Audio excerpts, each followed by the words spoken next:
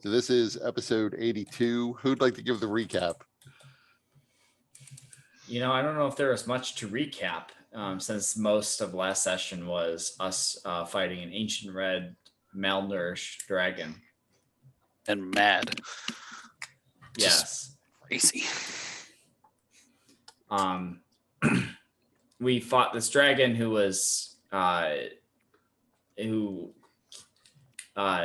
had random actions and some of them would go and fetch a cow from the pen or the terrarium of sorts that was being kept to keep them alive.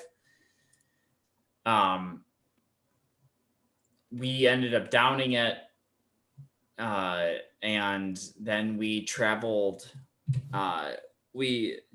Well, wait a minute. It didn't just down it.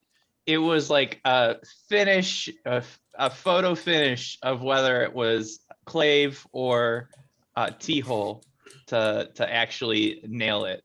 Right. That's right. That's not how T-hole sees it. Yeah.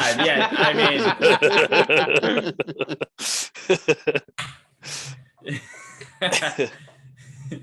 definitely not how T-hole sees it, but it was a photo finish for our perceived audience.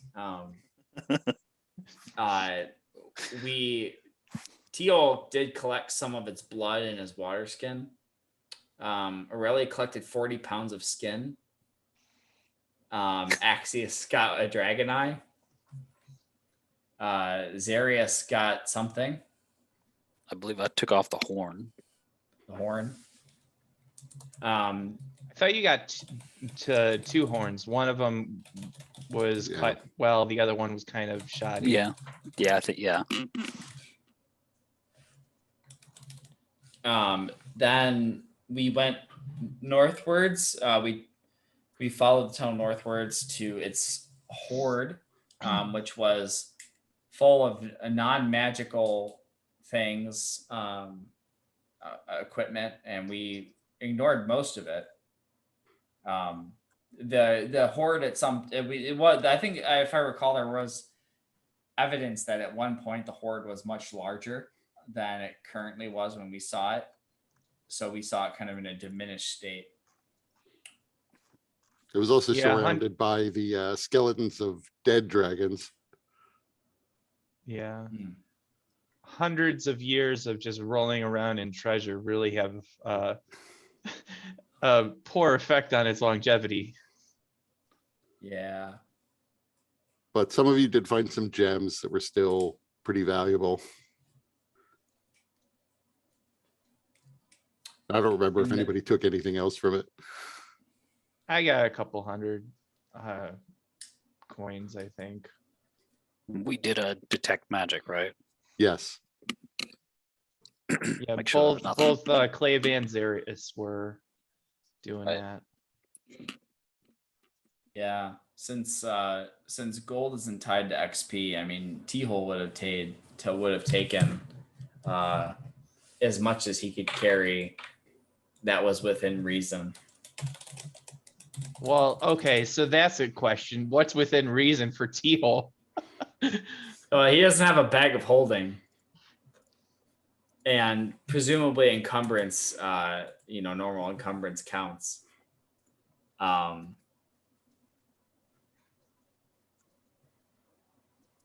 Right. Somebody filled like a pouch to capacity. I remember that.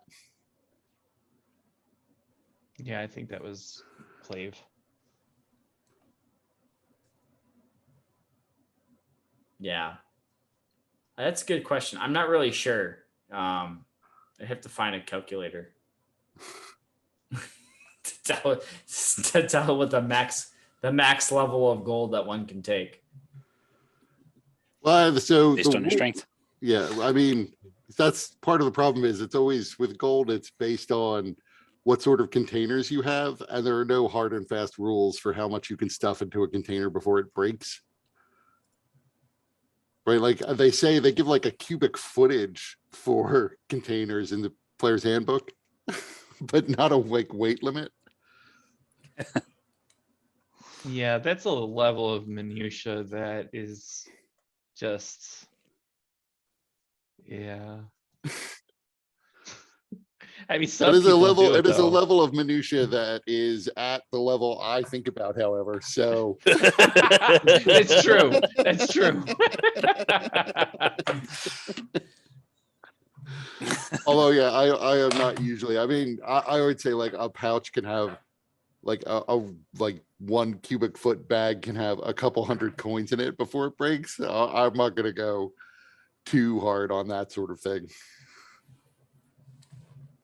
That's but it, fair. you know, it's 50 coins is a pound. Right. So yeah, sometimes you have to worry about these sorts of things and like bring a cart. Yeah, Wait, that's the which problem it- with dragon hordes and no bags of holding. Or just not a permanent tensor's floating disk. I've tried to keep a cart. Okay.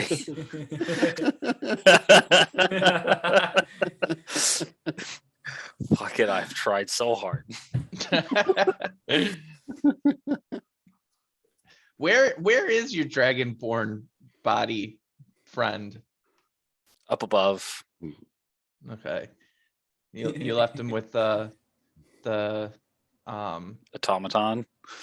yeah, what was his name again? It was like Temple one. something 2, Temple 1. That's right. He's wearing some sunglasses. He has his arm draped around his stalagmite. It's just like Well, he's mummified, right? He's Yeah. wrapped up. Yeah, he's wrapped up real tight. So he's actually fairly easy to carry. Except for the fact that he was a big old fucking dragonborn, so he's probably not like that easy to carry. Well, if you don't make it out of here, then anybody who goes into wherever you stored him will probably be like, "Mummy, fireball." That would be a strange thing to see. What I want to like see. I want to be the party later on that just finds a random cart or random fucking boat with a huge fucking mirror on it.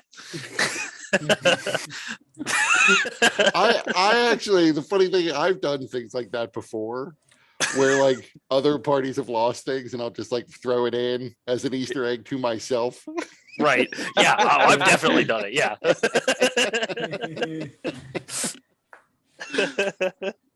And that would be kind of hilarious. Somebody like way where you are now, like way up north, finds a mummified dragonborn in a mirror in a cart.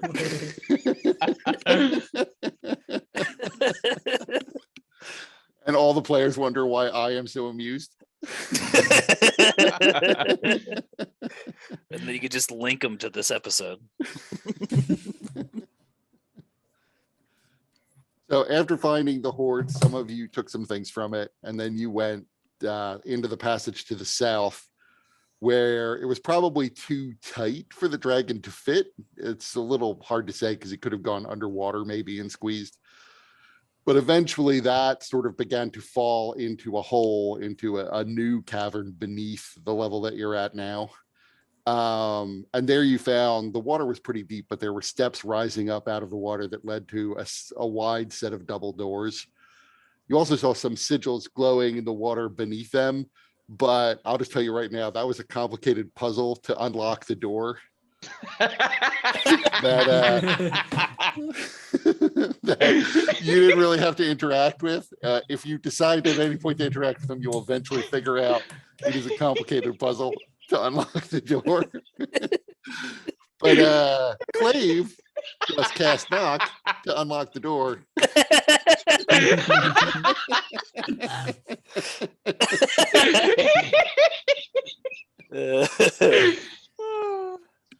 The door opened up upon a sort of an odd shaped room.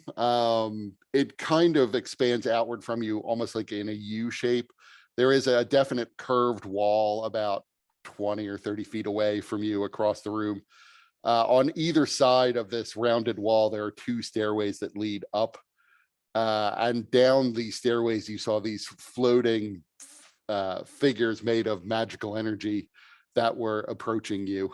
The interior of the room is filled with desks. All of them look like they may have once been maybe like laboratory stations. It's a little hard to tell what they were being used for, but they're sort of cluttered with detritus that looks like it might have been some sort of research equipment or laboratory equipment. You also notice, now that the doors are open and you stepped inside, on either side of the room, there are points where it looks like major explosions happened, just blackened parts of the room with parts of the floor carved out, leaving craters behind. There are also bodies scattered around the room. As the door opened up, immediately in front of you, you saw there is a Kuatoa body. It looks like it's pretty much rotted and half burned. A second Kuatoa is about 10 feet away from that one. But Zarius, make me a medicine check. So Shit. you could see there are plenty of other bodies in this room. You don't think they're Kuatoa. They're pretty rotted away. But you would get the impression that it doesn't necessarily look like all of them died from violence. Some of them apparently did. Some of them look like they maybe just laid down and died where they were, though. And then I will switch you over so you can see the room. Oops. Switch me. I'll just tell everyone to be cautious.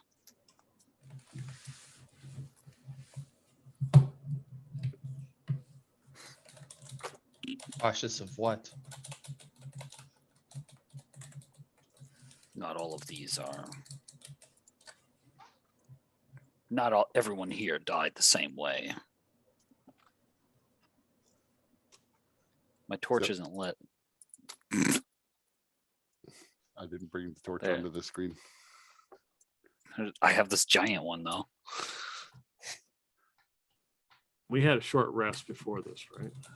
Yeah. So let me see. This one should be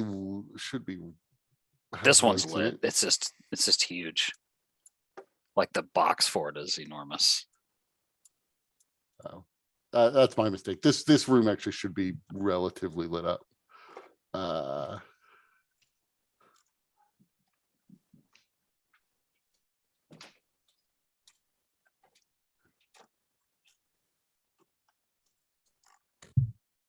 Is this like just a wall here?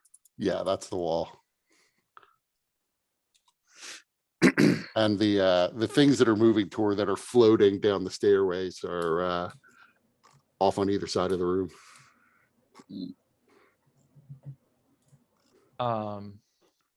So like this body here. That's a Kuatoa and this is a Kuatoa. Okay, But then you also see other ones in the distance. right. Actually, I guess everyone can make me a perception check.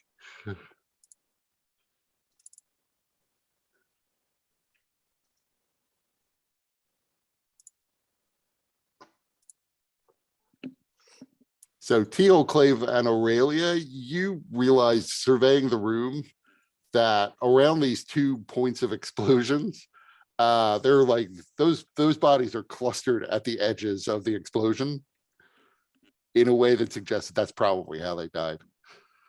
Mm-hmm. With these things that are approaching us, like, do we get the sense that they're like rushing towards us, or like do we? They're definitely rushing towards you. Okay. Do they appear to be like hostile? Like, I mean, they look humanoid, but they don't have faces. All you know right now is they're moving towards you rapidly. Teal's gonna get ready, prepare for combat. So Yeah. he'll summon his arms and his visage And and assume the position. Axius is gonna run out here, and then cast spell.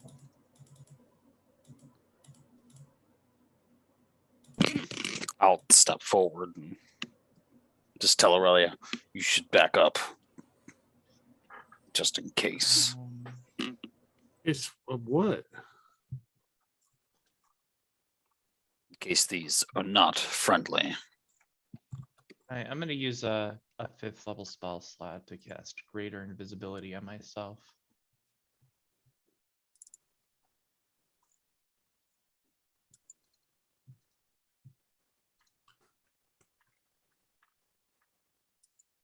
I'm a ninja.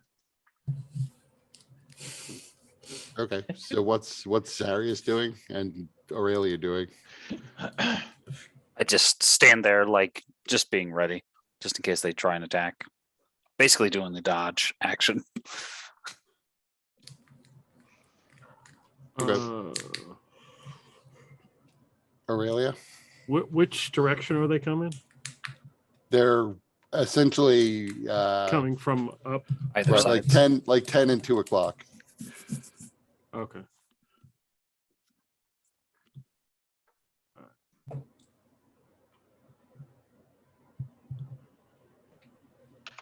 So I will move back.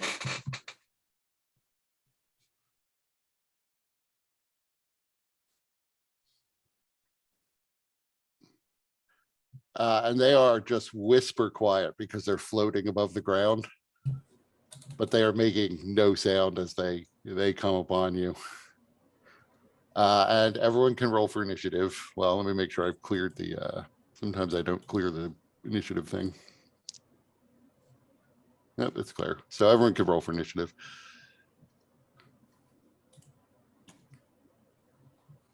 Nice. Nice.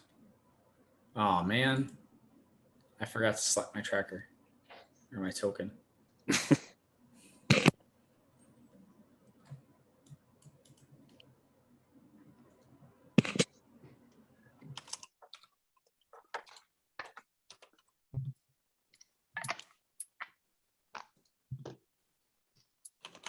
So Teal goes first. All right. um.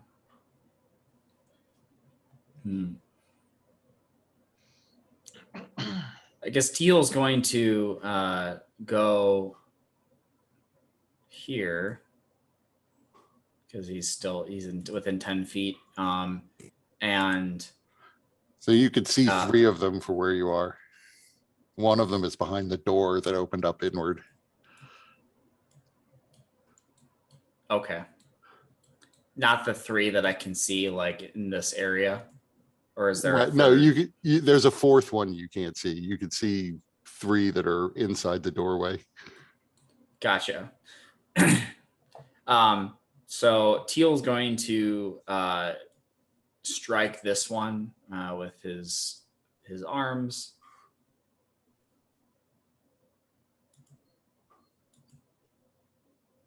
Nice.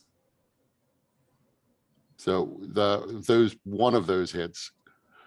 Yeah, and I'm going to use my bonus action to also hit, and then I'll do my martial arts die. And then for the one of those that hit, I'm going to attempt a stunning strike, which is a con save. DC 17. So it failed. So you see, you find yourself essentially punching into mist. The physical form that looks man-like is made entirely up of magical energy. But nonetheless, you see it begins to sort of twist and glitch as you hit it, as it is stunned. Nice. And that was since these things were coming at me, I guess I would just default to radiant damage. Oh, that's good to know. So are all your attacks radiant? Yeah, T-Hole would choose Radiant until proven otherwise. Is it just your spectral arms that are radiant? Yeah. Well, he could choose necrotic or radiant. Right, Yeah. but none of it is like bludgeoning. None of it's bludgeoning. Okay, then I take all of that back. The radiant energy is just getting absorbed by it as you're punching it. Okay.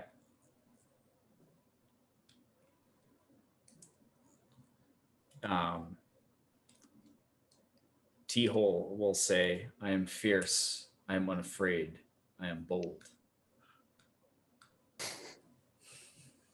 And so That's therefore his it turn. is not stunned. Yeah. Anything else you're doing? Nope, that's his turn. Axios. So with me being invisible now, I'm gonna maneuver myself so that I can see what's going on. Can I just hold my turn to observe their tactics? Sure. And then go later in the round Yep. after they've gone? Yep. Okay. Aurelia. Hmm. Let's see, I haven't used this yet. So I'm going to reach into my rust-colored bag and pull out some sort of fuzzy thing and throw it down and see what happens. Nice. Whatever number that was. 4. So a goat. So where do you want the goat to be? Of course, right next to me.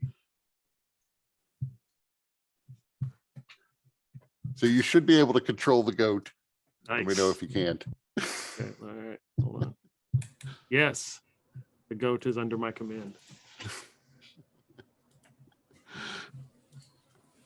Anything else you're doing? No, that's it. Okay. So this one is going to step forward between T-Hole and Zarius. This one's going to step up to Zarius, and as will this one. Another one comes walking around the doorway and will come up to T-Hole. And they begin to two of them. No, I guess 3 of them are attacking Zarius, and 1 of them is attacking T-Hole. So T-Hole first. That hits. And then Zarius. I'm dodging.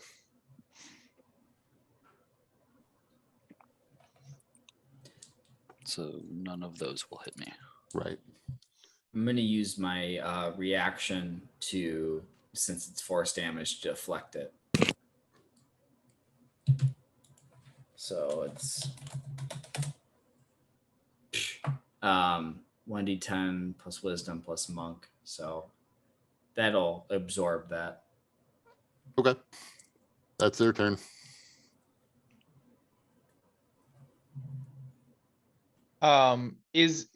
Do I, like, just kind of observing what they're doing? Is there anything that Clave might be able to glean from them or about them? Give me an Arcana check.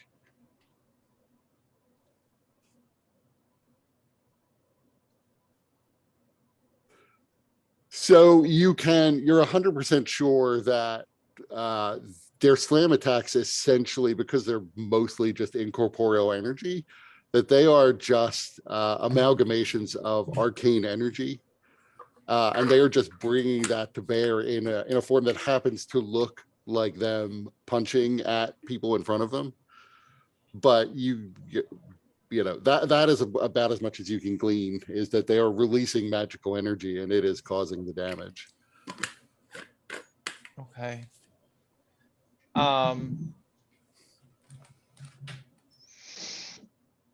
I'm going to, because I saw them absorb the energy of T-Hole's punches. So experimentally, Axia or Clave is going to target this one with his Mind Sliver.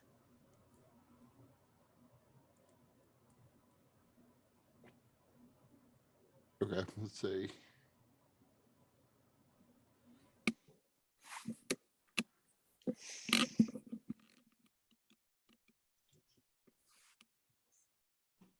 So it made it save. Okay.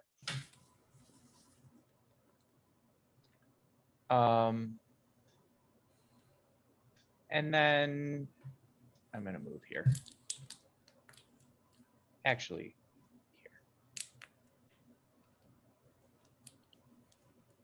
that's my turn. Zarius. Yeah, so like that's what I wanted to confirm is whether or not I saw them sort of just absorb entirely the radiant energy of T-Hole's punches. Yeah, you could see that they were just absorbing it, or the one was. Okay. Then what I will do, I think I got to do it at a higher level. If I would have to. Boy. I'm way low on spell slots. We're being surrounded here. So I will upcast Spirit Guardians. Or can I specify? I'm just kind of like looking at the spell here. It's I don't believe it you says get that they tie it into your alignment, so I guess maybe I can't. Right. Well then never mind. Because I'm not like, yeah, because I'm not evil or good, but it says radiant damage for neutral, so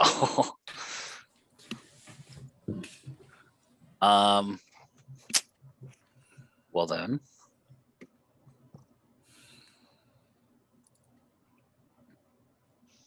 I mean, well, shit.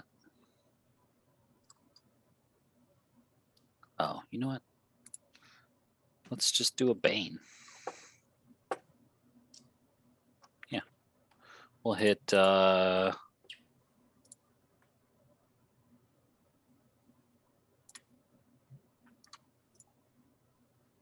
Which ones? Which three are you we're going gonna after? do this one. No, so this one, and this one. Sorry, which was the third one? The three attacking you, or the one attacking T-Hole? Yeah, the one attack deal. Okay, they all fail. There is no way for them to make that save. I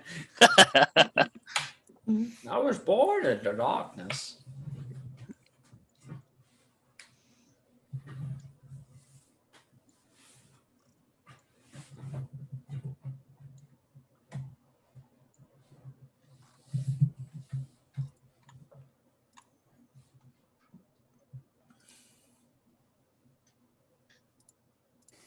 Is there anything else you're doing?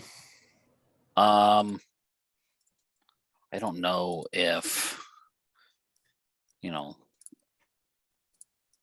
if these guys would even be affected by a poisonous attack. I mean, given your medicine score, I would say, given that they don't have physical bodies, Right. it's unlikely. So I'm not going to bother whispering to the staff, and I'll just stand at the ready. Okay. T-Hole. Teal's gonna strike the baned one in front of him. This time powering up his arms with a sheath of necrotic energy. So the first one misses it entirely. It's able to twist around the attack. The second and third ones both hit, but you don't see that you've had any effect on it. With necrotic? With necrotic. Like you can see the energy connects, but it forms a new black stripe of energy within the twisting mix of energies within this creature.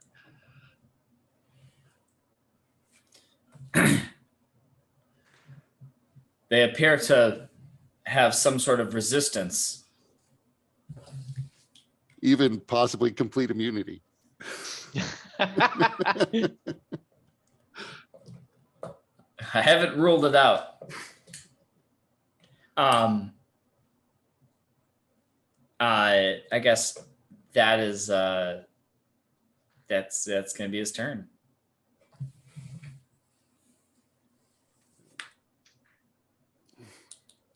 Oh, I just realized I haven't, for some reason, my share screen hasn't changed over.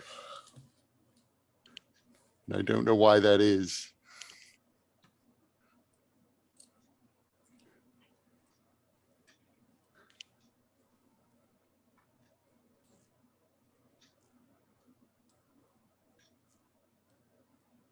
You guys can see the map, right? Yep.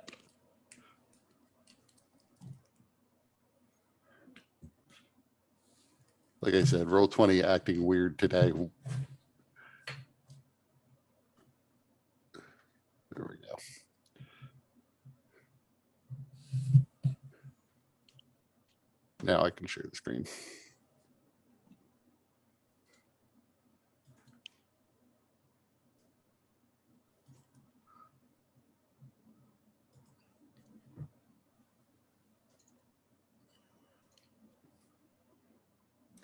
So it's Axios' turn.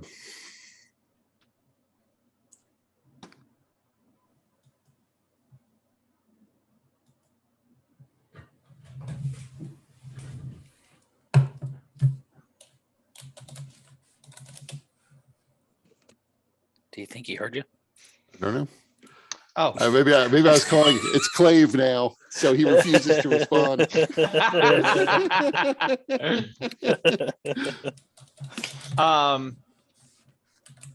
Yeah, Clave's gonna attempt to cast that Mind Sliver again. Against which one? This guy.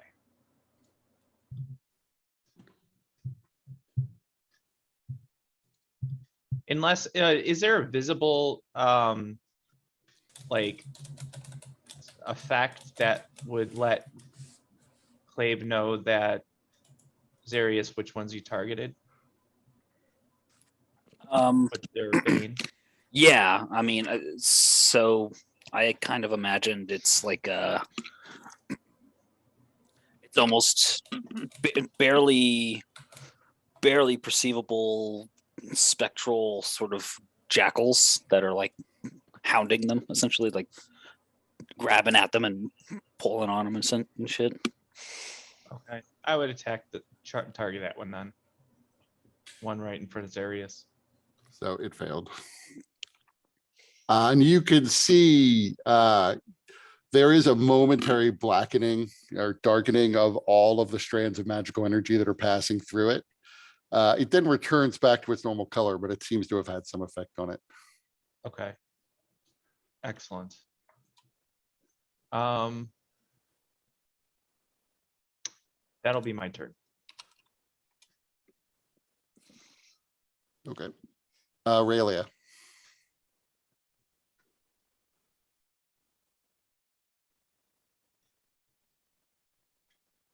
All right.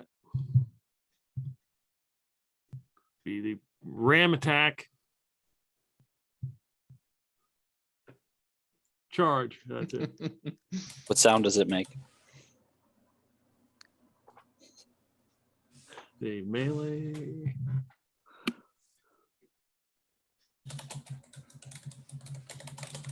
So in the upper left corner, you should just be able to hit the ram button Should say action ram. Yeah, looks like he missed. Oh, that Yeah, you rolled. that was you that rolled was me hitting it. Yeah.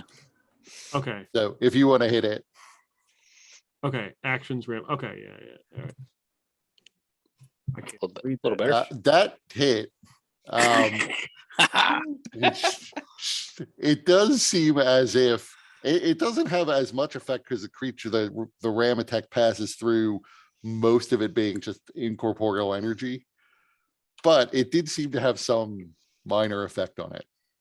Okay, and it gets an extra D4 because it's a charge.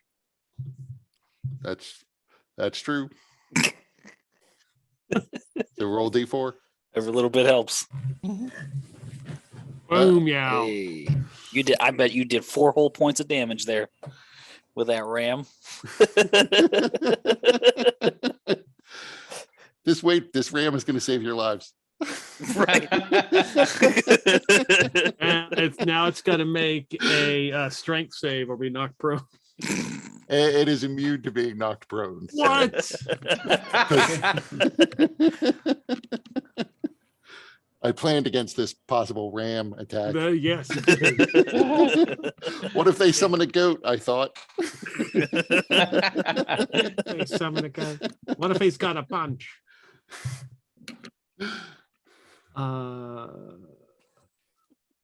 So you have these little jackals that are flying around the heads of the three of them. 3 of them compact down into a ball. And then when they uncompact, the jackals are gone. Bunch of bitches. I didn't get my action. Oh, okay. I'm sorry. Go ahead. I forgot in all the ram excitement. that you also was. can do things. Yeah, and Aurelius is jumping. Hey, all right. it'll probably be a huge letdown anyway. Be vicious mockery. I don't even know if it's going to work I on don't the think one you that can just make a got save. rammed. Remember, I can't make a DC 18 wisdom. Oh wait, I did That was charisma before. charisma. Yeah. Charisma. It's So got that bane it too. Yeah, failed. it doesn't matter. Yeah. Fuck that guy.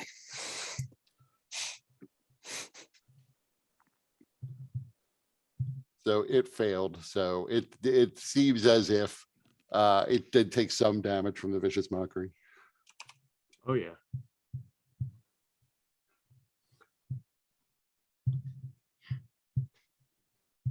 Making sure it rolled all the damage. So, and it has disadvantage on its next attack, so. I'll use that one. So anything else you're doing? Yeah. No, that's it. That's all I can do.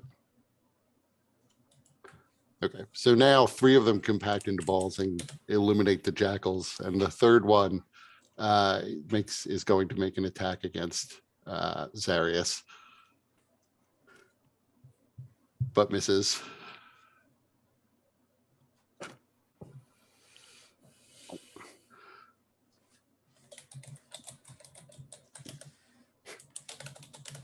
Sorry, I have a trick knee from a football injury, and it just popped out of place. I have to move it back in.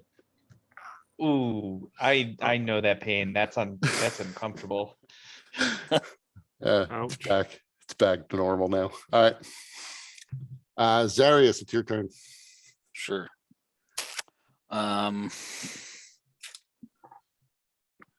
Well, since I don't know, do I think that maybe I could like just dispel these motherfuckers? You could make an Arcana check.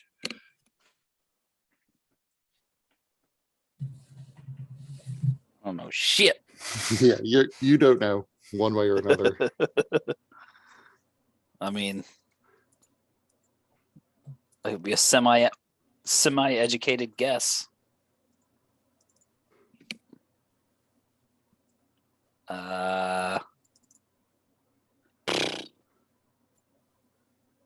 Yeah, I mean, I guess let's just go for fucking broke. So the one that just tried to hit me, this one here, I'm gonna try and cast Dispel Magic on him. Okay. So you Oh, cast the better, so- spell. Yeah. Um, It's at 4th level too, because I didn't have any 3rd levels. right. So as you cast the spell, you see it reaches out with both of its arms and absorbs the magic away from you. So it has no effect on that creature. Sure. But you can all see, like, as the magic pours into it, the strands of energy within it begin to grow brighter and brighter, almost to the point where it's painful to look at. And that does not fade. It is now giving off light as bright as a torch. Nice. Happy to help. Else? Anything to else help. you're doing? Um, You have a bonus action. You could heal it right. if you have a. I'll have a bonus action radiant attack, so like all of my attacks are radiant or necrotic.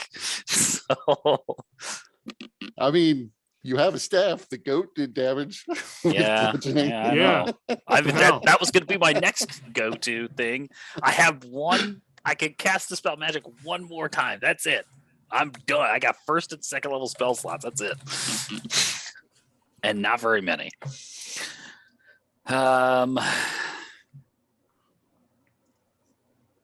Yeah, I mean, at this specific junction, I don't know if it's worth an action point yet, because I don't know what's going to happen. So, I already cast a spell, so I can't cast whatchafucket, spiritual weapon. So yeah, no, that'll be it for me.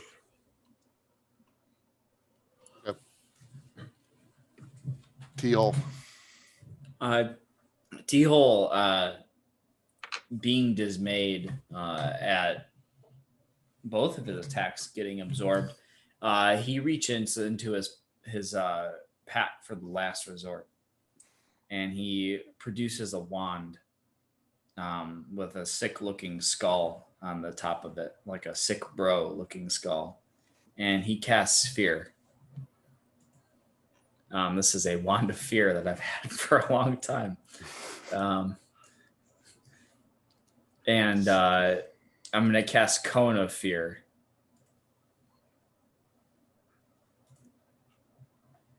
Yep. That's not what I wanted to. I guess that's all right. I Well, mean, I it was looking shows to the actually wand. show the I was looking to actually show the text, but maybe that one. There we go. Right. So you spend a charge from this wand, but they do not run. They cannot be frightened.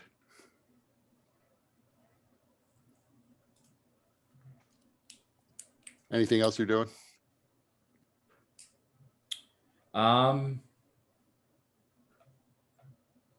Let me check something really quick.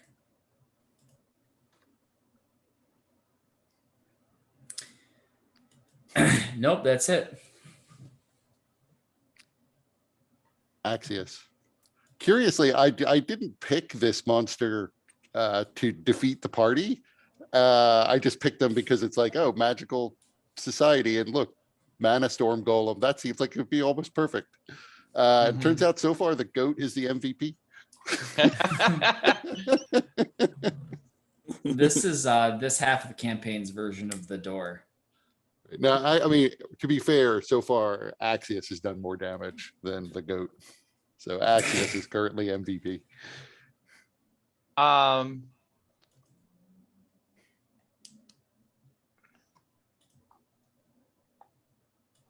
So what I want to do is go 5, 10, 15. With me being invisible, can I push past these guys to move back here? I mean, you could, yeah, I would say you could certainly try. You don't know what passing through their energy will do, but they're not physical, so you could definitely try to push through. Okay, so Axios is gonna just try and run past them. So do I need a check, or is that part of an action, or? I would say, so their squares are difficult terrain, but you are able to push through them. Where are Okay. you moving to is the So question. that would be 10. And then I would go here. Okay, and as you move there, this one, without missing a beat, attempts to hit you. But Can it misses. see me? Clearly it can. Okay. I don't know if this helps. Probably not, because it might not be actually divination, but I do have that. Yeah, they just have And- true sight. Okay. So cool. So then that was, so I was like here, so it's 5, 10, 15, then 25, that makes 30. So I'm gonna use the rest of my movement to move away. So then I So if they, draw from 2 more. right. Well, this one doesn't attack you because he's already used his reaction. But the other one does attempt to attack you. And actually does 36 force damage.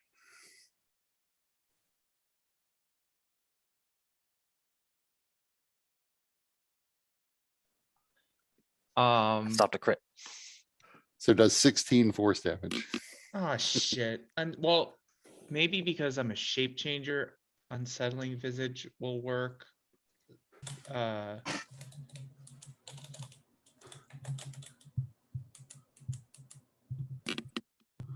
Which one did the attack?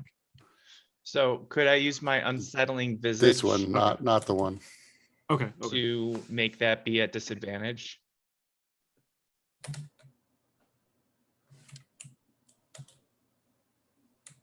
Well, I guess even at disadvantage, it would still.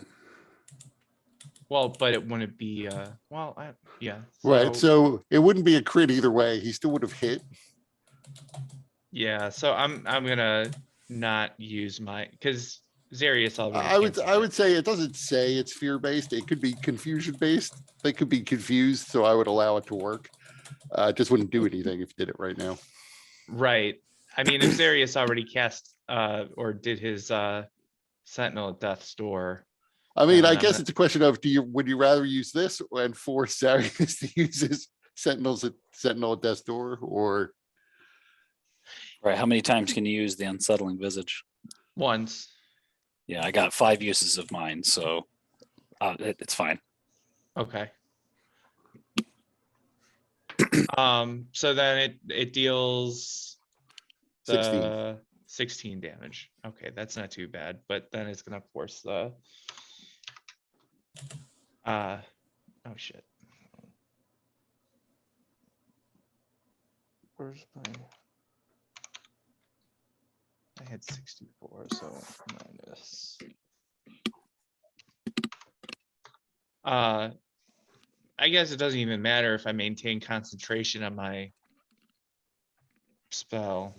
no? You now realize So- that they'll be able to tell where you are anyway.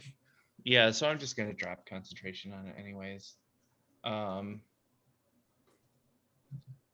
then I'm gonna continue moving to Or if about something else there. comes down those stairs, though. That's fine. My plan is now I'm going to be looking around the room to see if there's anything that might seem useful in dealing with these things. So I don't, would that be an action, Kurt, or can I make the check? No, that's an action. It's an investigation. Okay, so then I'm gonna use my action point to do that.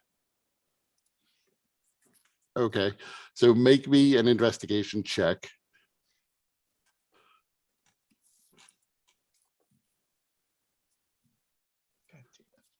So most of the stuff that's in here is rotted away or worthless. There are some glass vessels on various tables that are still intact.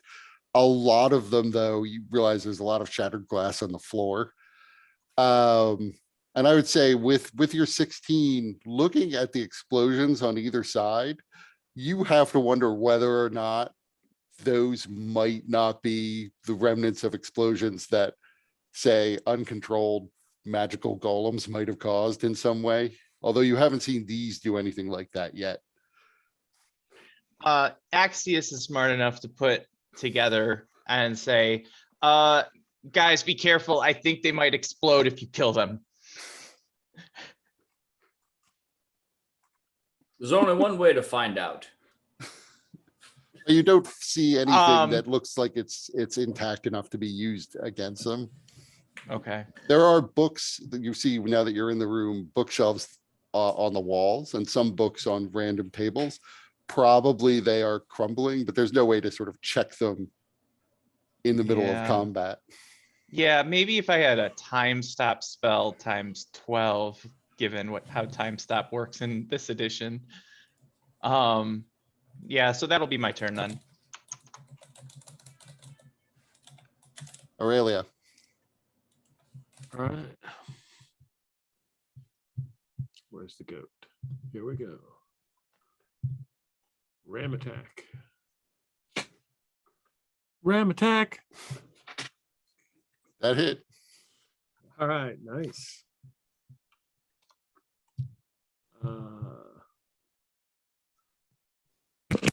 And then I'll use vicious mockery once again. Against the same one. Yeah, you ain't so bad. Well, that does hurt him. The bad joke hurts him terribly. He felt the dad joke just like rip it as part of his soul.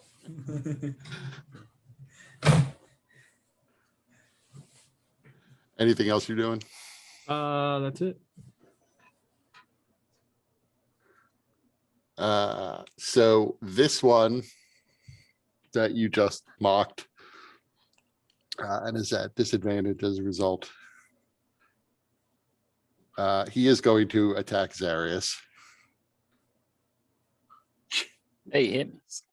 with disadvantage. Damn. I really built Axius's or Clave's spell book so poorly. All of his spells are so useless in this fight. And Or then being the- a cleric. I would miss Zarius. This one that is glowing brightly from having absorbed Zarius's spell. Let's see. How's it fuck us? Deeply. So it is Hard. going to it again sort of curls up into a ball and then immediately erupts outward, releasing the energy of the spell it absorbed, doing 66 damage. Wait, 66 or 6d6? 6d6. Oh, Okay. okay. It's like, It's damn. like, oh, man. It just does that much. You get no save. Yeah. It's all Like whiplash an damage inevitable. too. That's force damage. Goddamn whiplash. And you see that it is no longer glowing as brightly. How far is this? Do we get a explosion? save on So this? yes, everybody has to make me a dexterity save. Oh no. Oh, Even man. Clave? Clave's not outside of this? No, Clave is outside of it. I'm Okay, sorry. cool. In fact, it's only T-Hole and Zarius and the goat have to make saves. Oh no. Oh god. Oh, the fucking poor goat's dead as goat. fuck. I accidentally exited roll 20. No. Not the goat. I did all right, man. I did It's, all right. it's too bad it doesn't stick around. Roasted goat meat is like would be great after this fight, and I'm sure we could use some. Well, I guess there's the everlasting cattle We got a whole cow we Dish. can go grab. Right. over there.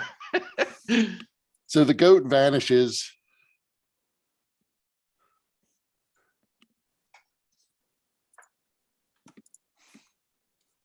In a puff of smoke. What did other people get? So Zarius and Teal, you both passed, so you take 10 force damage. Does T-Hole take any with evasion? No, because you have evasion, I forgot. Very nice.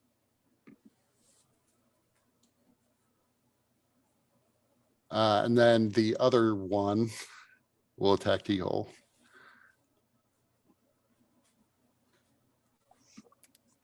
Oh.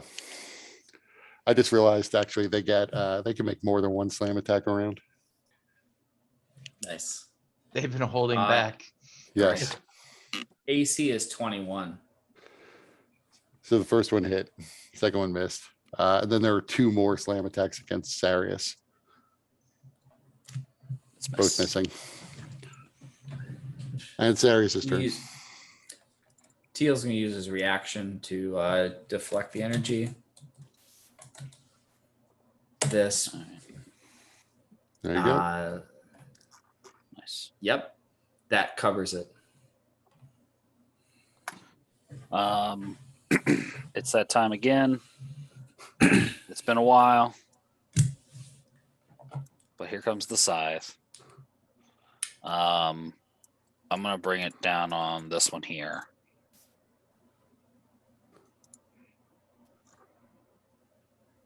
That hits. That's Oh, that's me. I'm looking at T-Hole's thing. yeah. Sorry, I was testing the button. I realized I made that a while ago, the macro, and forgot about it. So that definitely hits. It's force damage. Yes. It can absorb force damage. So it seems almost stronger having been hit. Then I'll just swing at it with the fucking mace or my staff. Did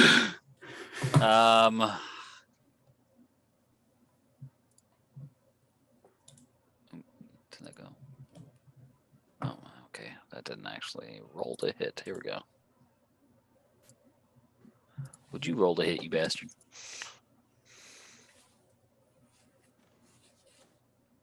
All right, well, I can just do it this way.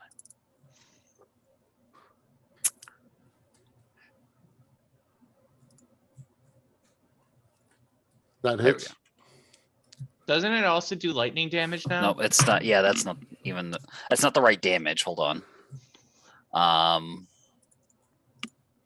So the damage would be that plus. God damn it! Damage would be that. Wall of text.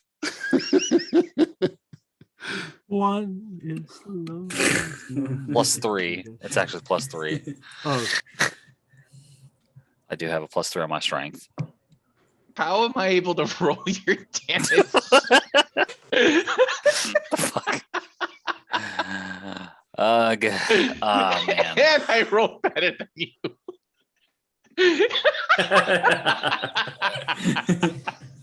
There goes the right damage type. So which one were you attacking? The one here. The same one that my spiritual weapon attacked. Okay. So the lightning does seem to disrupt the strands of energy within it. It eventually dissipates. It looks pretty much unchanged from before, but you do get a sense that did damage it. What about my bludgeoning? The bludgeoning and the lightning both seem to have had an effect, Okay, as the magic of the staff is able to overcome some of the resistance of the creature. right. I believe we'll just have to go about this the very old-fashioned way. T-hole. Do tell as T-Hole brandishes the rot dagger and attempts to stab these these forms of energy in That'll front do of it. him.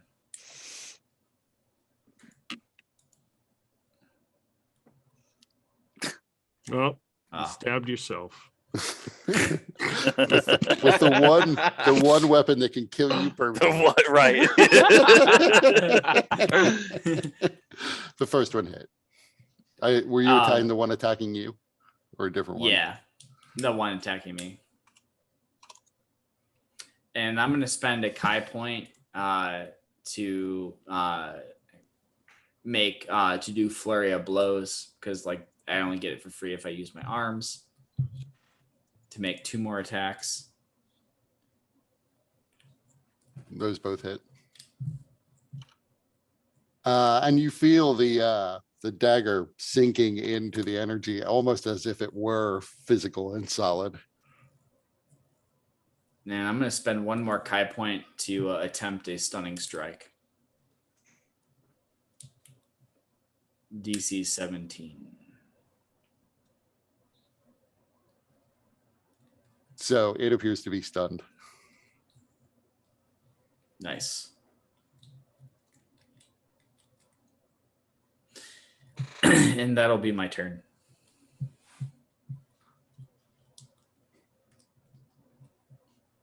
Axios.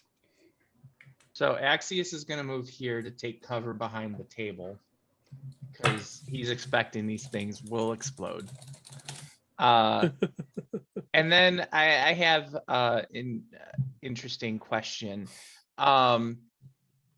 If I use a cantrip, can I use a spell slot to essentially upcast the cantrip and do an additional die of damage for each level, maybe?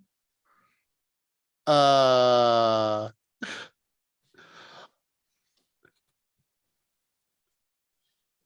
going to say no. I don't want to insert like a new mechanic here. Like certainly if someone spent an action point, I wouldn't care. but I don't want to start some new thing that I've got to keep track of and think about. Okay. Then I'm gonna cast Mind Spike on this guy, On which one? or Mind Sliver. This one. Okay.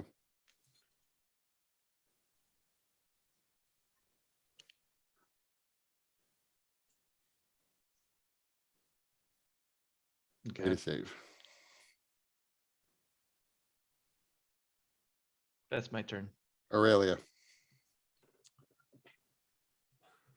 All right. Hmm.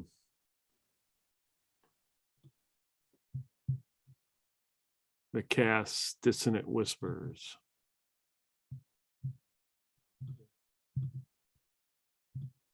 On the same one. Yep.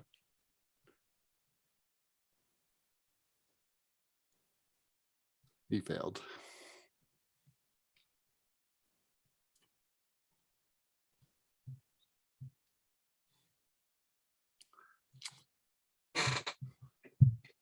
So takes that. And then proceeds to start running away. So it was, oops, now I got the. So Zarius, you could take an attack of opportunity. Might as well.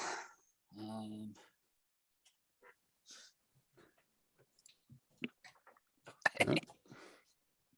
Nice.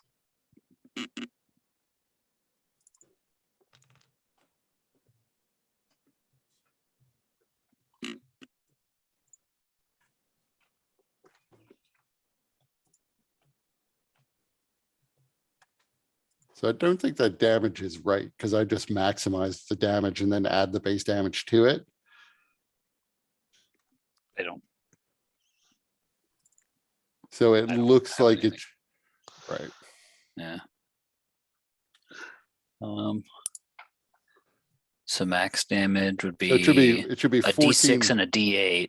right? 14 bludgeoning. Also, it looks like you're adding strength to both the lightning damage and to the bludgeoning damage. You You guys are add the strong strength to to cast one. that. Oh, one yeah, of the hold two on. things. Yeah. That's off now. Don't let it happen. So it is, it's 14 bludgeoning damage and 13 lightning damage.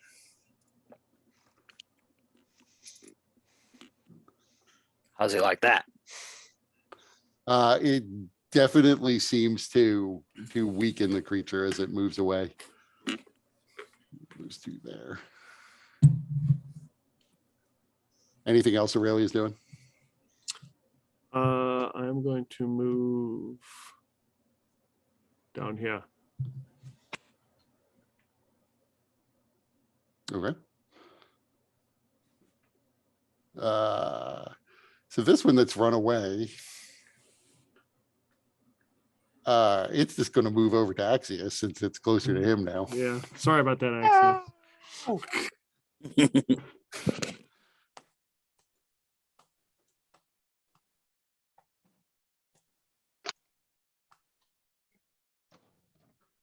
Oh, Clave's not even here to see that he's taking damage. I am. Okay. I'm being. It's not on camera. I'm a disembodied voice. So that first one, I'm going to use my reaction to use the unsettling visage to make it disadvantage.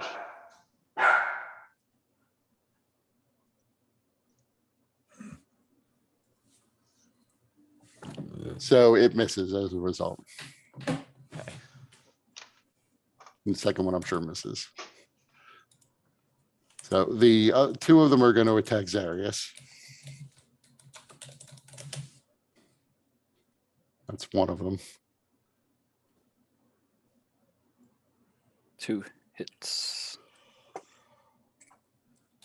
So 6 force damage and 21 force damage.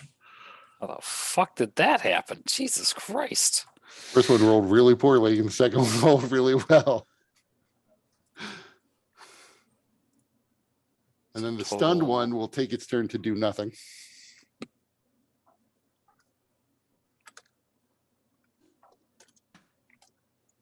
That's their turn.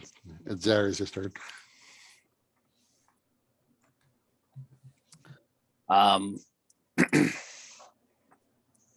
Yeah.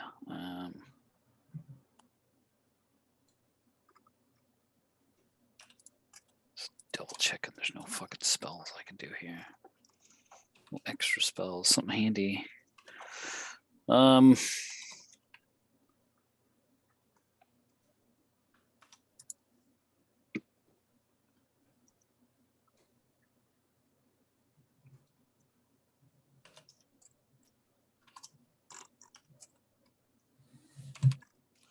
I better save my spells just in case I need to heal. So I'll just fucking just swing at them again. This time I'll go for that one seems stunned. So I'm gonna just take a step here and swing at this one that looks like it's having a hard time.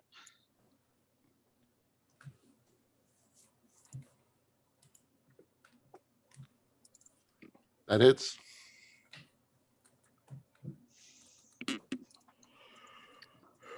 That's literally all I can do. Okay. I get one attack. Heal. Teal's going to go with the plan that works. And then spend a Kai point to do Flurry of Blows. Well, actually, I get advantage because it's stunned. Right. So they both hit. Yeah, and then continue with the Flurry of Blows. And you get your martial arts die. And the martial arts die, of course. Thank you. Nice. Let's see. That's a hit, and 7.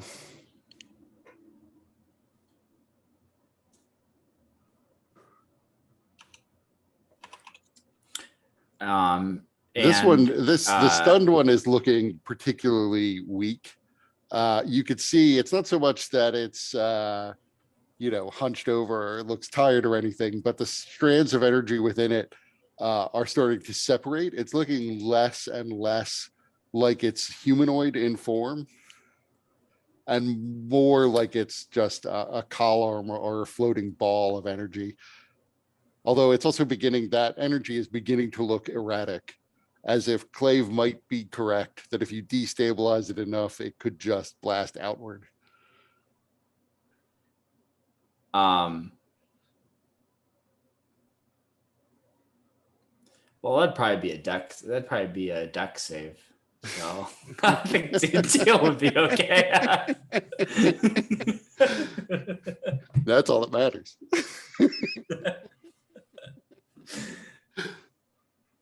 um.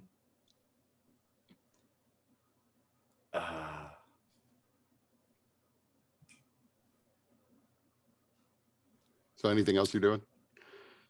Yeah, I'm thinking. I'm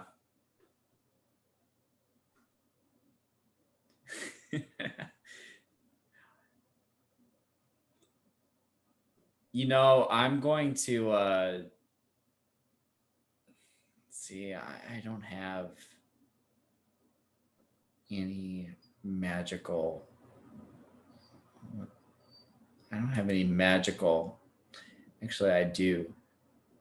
I do have magical ranged weapons.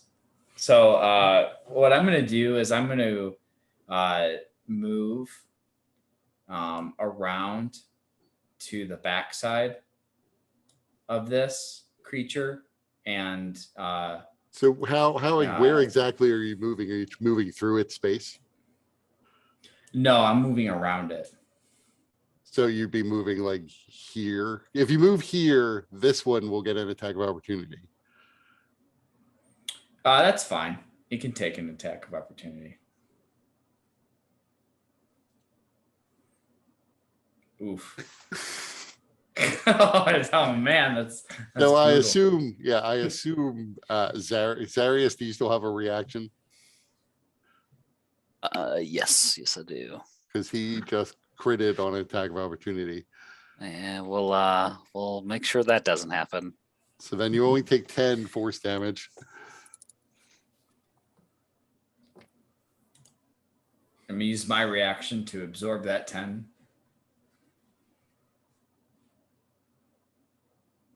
You fiendish knave. I'll go circle around and behind it. I'm gonna spend an action point to attack that one that just hit me. This one. With the rot dagger. Okay. That hit. And I'm going to spend a Kai point to attempt a stunning strike.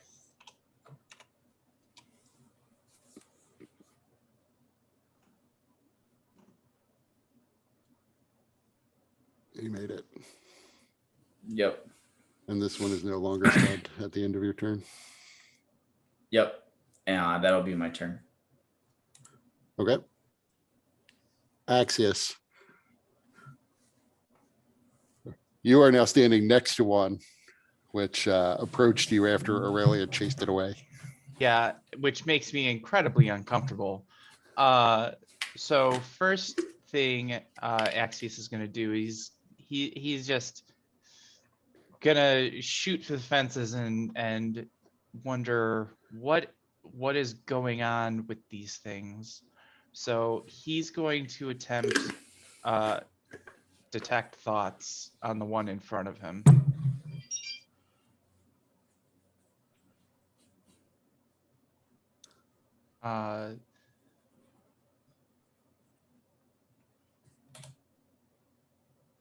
So yeah, I don't know if it's gonna work, but I'm gonna try.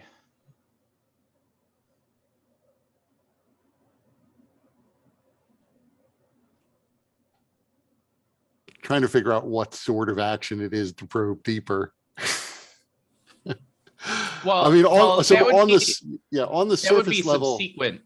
So at a Right. subsequent turn, I could use my action to probe deeper. Right. So the first turn, I'll just get surface thoughts. So the surface thoughts you get are you see an image of an older man. It's a human. He's relatively dark skinned, certainly for this region. But he's dressed in spellcaster robes, pretty expensive spellcaster robes, but they're also sort of antiquated in style, as if he is probably one of the people who is an original resident of this place. And you get the image of him telling them, do you speak Ataran? I do not. So he is speaking something unintelligible to you. So has it been 1 hour since we were talking to Temple 1? Oh, it's been more. You short rested, and Okay. so it's been more than that. Okay. But he seems to be issuing commands to this creature. Okay.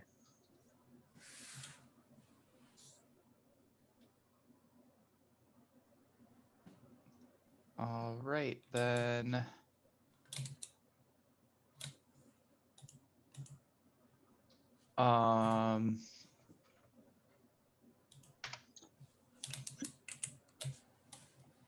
Yeah, screw it. So can I use an action point then to cast comprehend languages? Sure. All right. I don't have it memorized right now. Is it okay if the action point counts as the memorization and the casting? I Or mean, not for memory, but yeah, casting in it this without having it circumstance, prepared?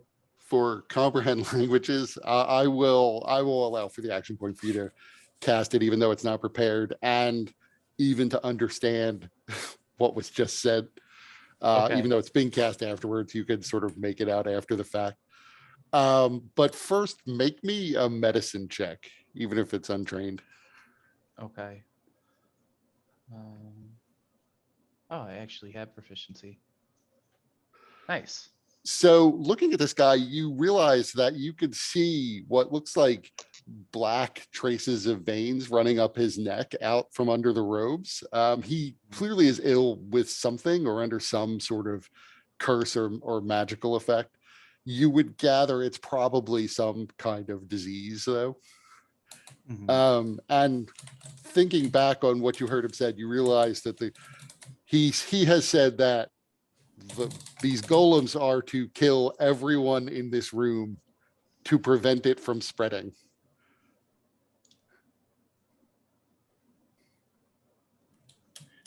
Wonderful.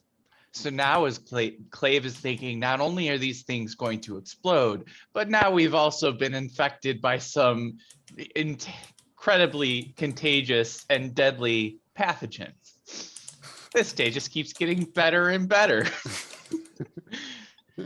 First it was a dragon, and now it's this. What else could go wrong? So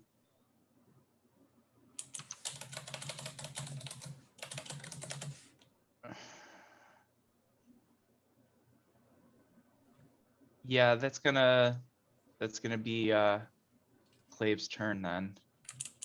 Aurelia.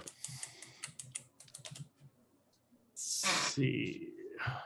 You can always pull more balls from your bag of tricks. By the way, I think it's like Oh, I 3 thought- a day. Oh, I thought it was just one.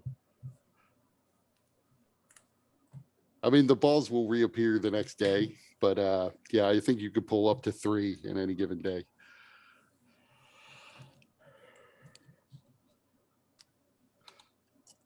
I Let's see. should check that because it's been a while.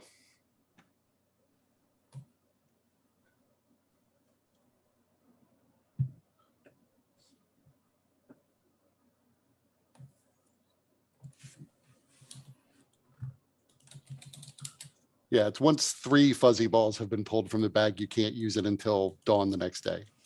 Okay. All right. I'm going to cast Dissonant Whispers on the one in the middle. between Zarius and T-Hole. Wonderful. Just keep sending them my way, Aurelia. Oh, he made that one. So takes half damage.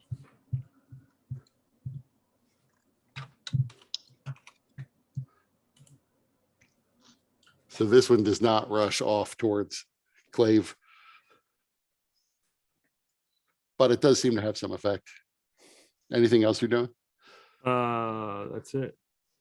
Okay.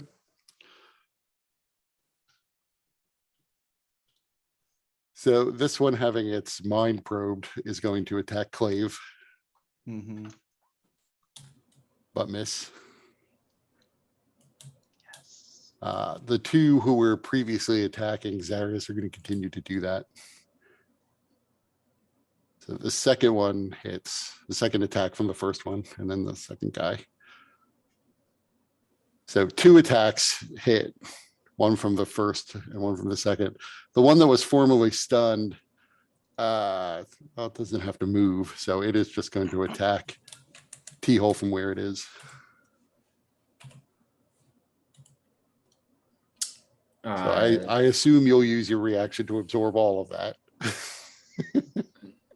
Or deflect it, rather. Darn tootin'. Darn tootin'. All 27. Wow. So That feat. that's their turn. Zarius. Thy fiendish knave. All right, which one have we been beaten up on the most? This is the one that's been beaten up the most, the one that was stunned previously. Okay.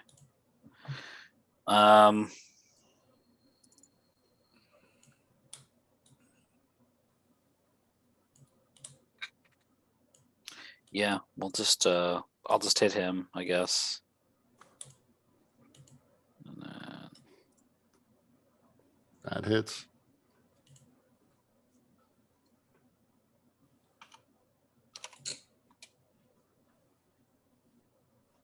So it is still up and kicking, but it can clearly barely hold itself together at this point. It is more or less just a column of twisting energy. Anything else? well, yeah, my only bonus action is my spiritual weapon. T-Hole.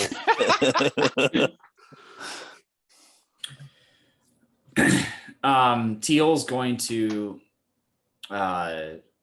continue to stab at the one in front of him. This one, the middle one. Yep. Yeah, the middle one. First one misses. It's able to avoid the attack. Second one hits.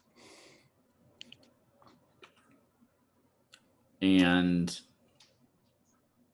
your yeah, martial arts die. of course. Didn't help much, and I'll spend a Kai point to do flurry of blows.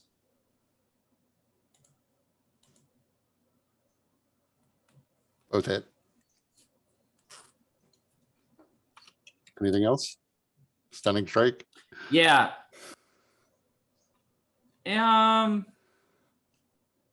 Sure. I'll attempt a stunning strike. It's stunned. So it's stunned.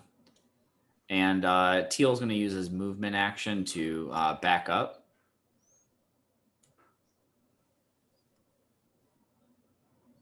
And To where? yeah, he's going to move back here. So he'll take attacks of opportunity. First guy. Second guy hit. I think. Yeah, second guy does hit. I'll take the damage. Get him, Zarius.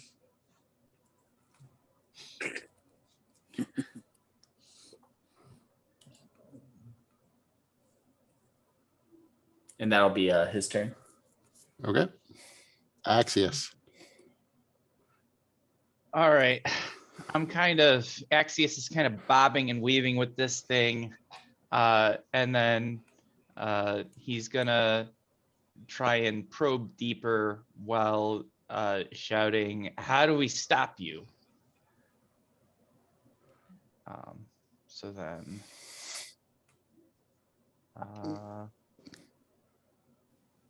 with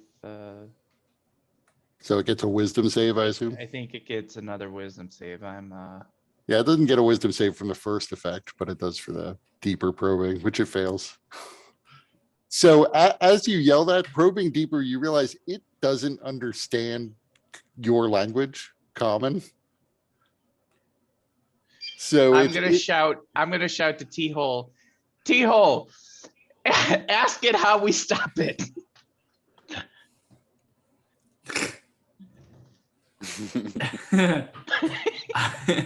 Teal will be confused. Just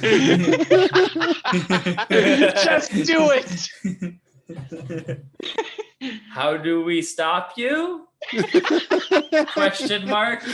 So multiple people are now yelling, "How do we stop you?" in common. But At least T-Hole it'll has tongue understand of the T-Hole. sun and moon. Right. Yeah, yeah. But you didn't say yell at Itaran, "How do we stop you?"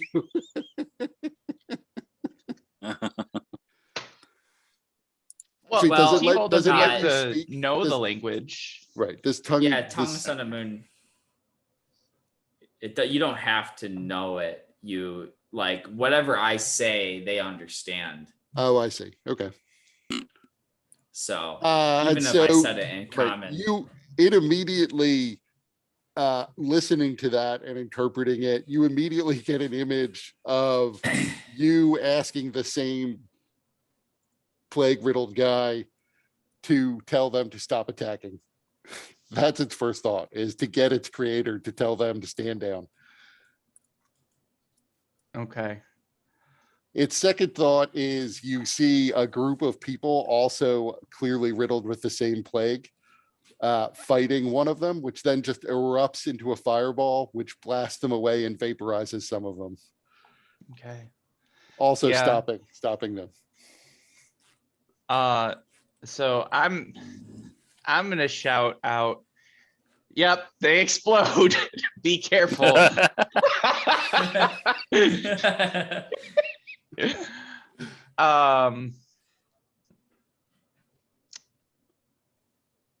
And yeah, that's my turn for now. Aurelia.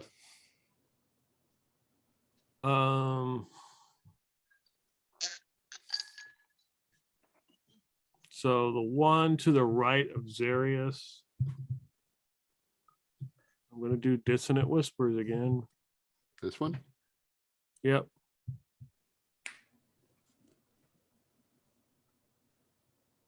It fails. Yeah, I gotta make sure So- it blows up and engulfs Zarius. Well, it's still around, so it has not done that, but it begins to run away. Zarius, you can take an attack of opportunity. Might as well.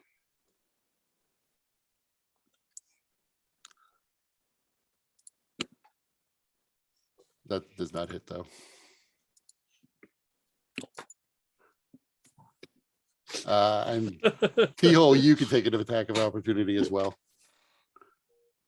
Oh, T-Hole knows what's going on. He's not gonna take that bait. He's gonna let it run past him. Yeah, Tail takes the attack of opportunity, kills it, explodes, and blows up in Teal's face. And then you deflect all the force damage it does, assuming it does force damage.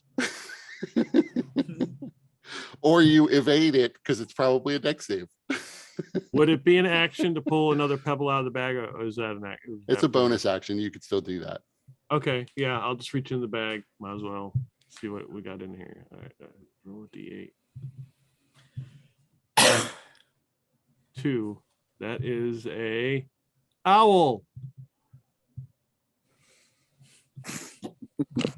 Go for the eyes. If they had eyes. Right.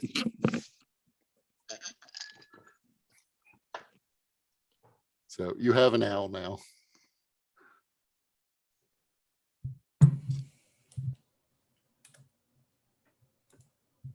Anything else you're doing? Ooh, there it is. All right. Nope. I'm done.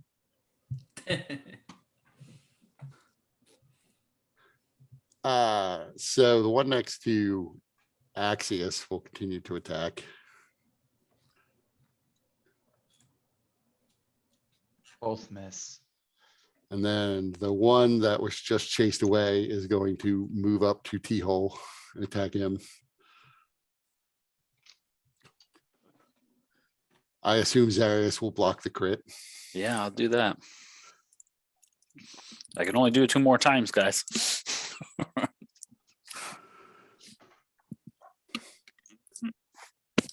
So he would only take 5 force damage. So how does this, how does the deflecting force damage work? Can you do it to both attacks, or is it you choose an attack and block the damage from it? That's a good question. It is in here.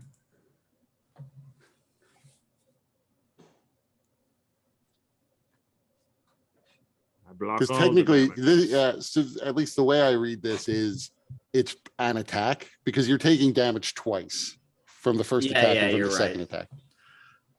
Yeah, you're right. And if So it's, I would, and if I it's would your use it- reaction, then you can't use it twice. Yeah, so you would use it from the first one. I mean, I'm and fine not with the saying the you second could one. do. Yeah, I'm fine with saying you could use it for the second one because the first one's only 11 and the second one's 14. Yeah, but from like a character perspective, like you would use it to like block the initial one, not knowing like what the second one's going to be like. That's true. Okay. So I'll take the 14. And then the 2 that are over by Zarius. Well, one's stunned. One can't do anything.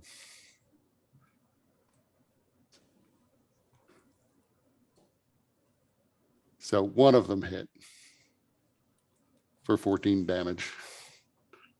Fuck, are they swinging so well against me?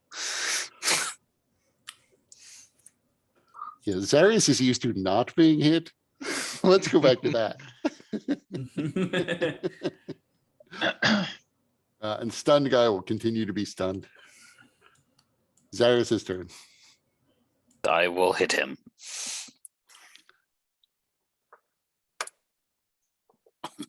You definitely hit him. Nice.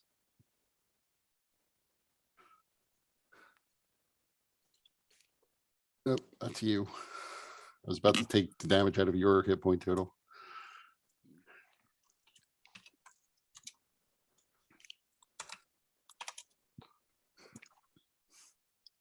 How can I tell it to just do max on a crit? Max plus. So where it says, you go into the options button on that weapon, Uh-huh. and where it says crit damage, just put in the number. So Oh, you would just put in 9 6. for the bludgeoning damage, and then I guess it's sometimes hard to, because you have 2 sources of damage from the same thing, Right. but it's 9 and So- 8. There's still space in there to do that though. Yeah. So it would, what would you, so you do like what? So for those, one is a D6, so it would be 6 plus 1d6, or because how do you do it? You do max plus the roll. Right. So you basically take the weapon's maximum possible damage and then Mhm. add in the actual roll of the damage. Okay. So the bludgeoning damage would be 9 plus 5 in this case, 14. And then the lightning damage would be 8 because of 1d8, and then you rolled an 8, so it's 16 lightning damage. Yeah.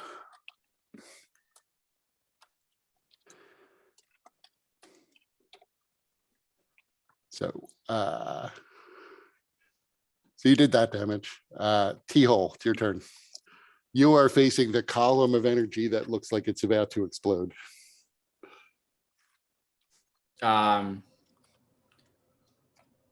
Teal's going to spend his bonus action and a Kai point to step of the wind away from it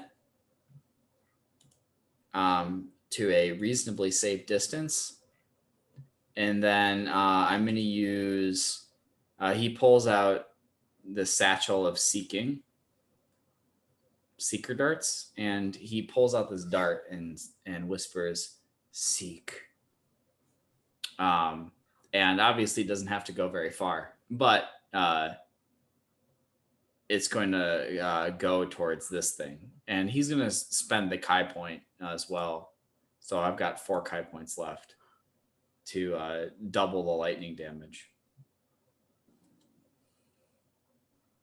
Okay.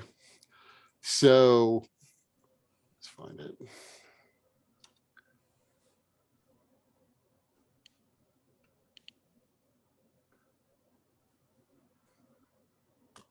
So it begins to destabilize completely. And you see the ground underneath it begins to blacken. There's a roaring multicolored wave of force that's spiraling around where the golem formerly was. And you could see just the power seething out of it as the ground beneath it begins to blacken. And the air begins to sort of choke with these strands of energy. Eventually, it vaporizes part of the desk standing next to it as it erupts outward. No one, however, except for the golem itself and this table, are within the area of the blast. But the light itself is almost blinding, so that you have to look away from it. It does manage to catch the stunned golem down here in the blast area, or the 2 golems within its blast area. But they don't seem to be affected by the blast the way that the table or the ground was. But the golem is then gone. Nice. And this guy's unstunned at the end of your turn, so take that off. I think I just have 1 more attack, unless the seeker darts, because I think I should be able to throw 2 of them. So I'm going to This throw isn't 1 more. so this isn't like a normal attack. This is something where you throw the dart. And that's the action. Oh, okay. Gotcha. Okay. Cool. Then I'm good. Told ya.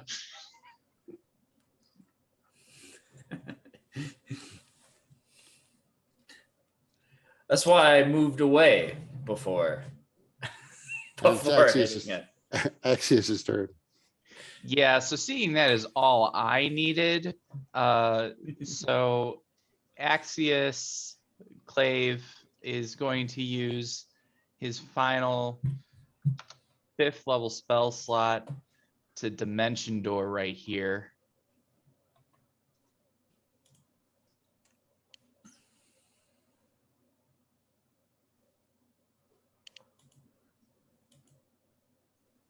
Okay.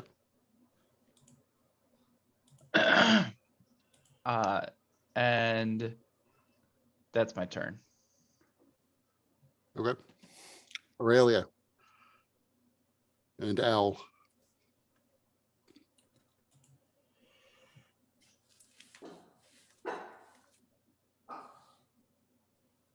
Here. All right, so the owl.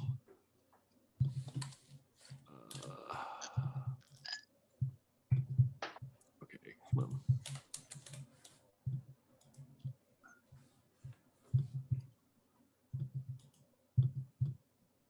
Okay, hold on. That's why it helps when you select the right tool. Dumbass.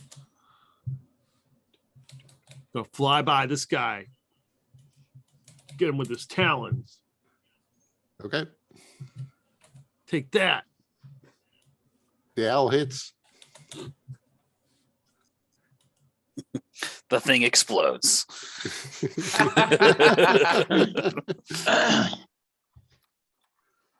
And then where does the owl move to? Or is it just staying there? You No, said it's gonna fly move. by. Yep, it's gonna Like fly. we're vulnerable to owls. fly by here. Yes, it's one weakness, Al.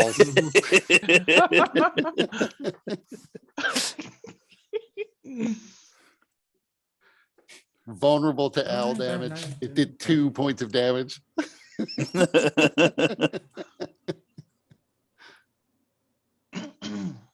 Hmm.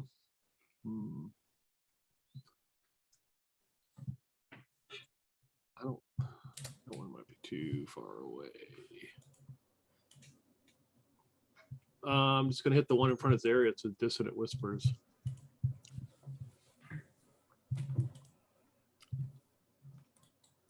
It failed. Oh no, it made it. I was about to say. So it takes half that. It is also looking like it's beginning to become unstable.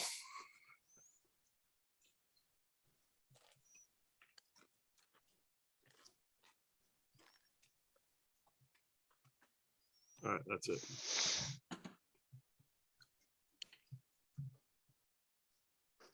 So they are going to, well, first the one that was formerly attacking Clave is going to move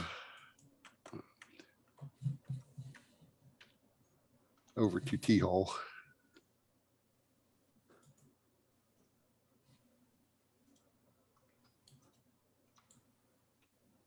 Miss with the first attack, and I think with the second. Yes, miss with the second attack as well. Yeah. And then the And- two that are on Zarius will attack him.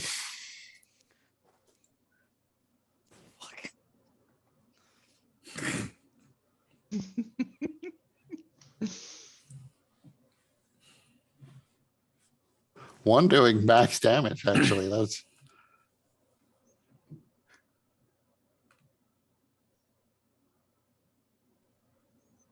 No. so 49 force damage total.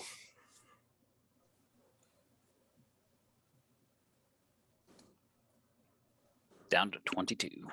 That's their turn. And it's Zarius' turn.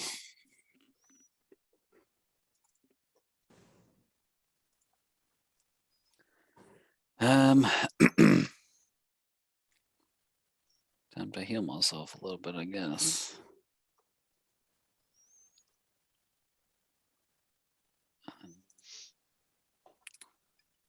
I'll throw a second level at myself. So as you go to cast the spell, the stable one of the two is going to absorb that, and it begins to glow like a torch.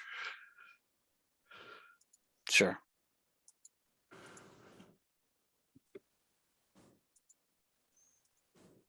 Anything else you're doing? I got nothing else to do. T-hole.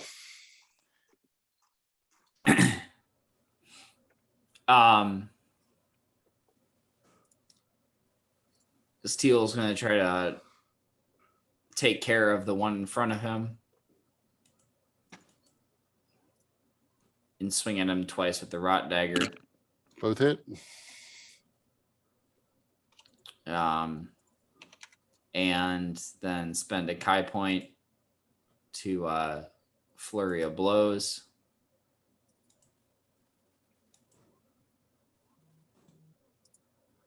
Both Nice. hit. Oops. Well, let me check something really quick. And it is looking like it's beginning to destabilize too.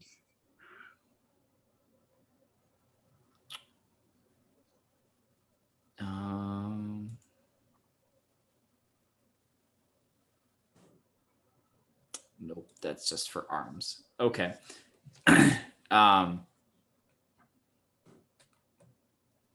And Teal's going to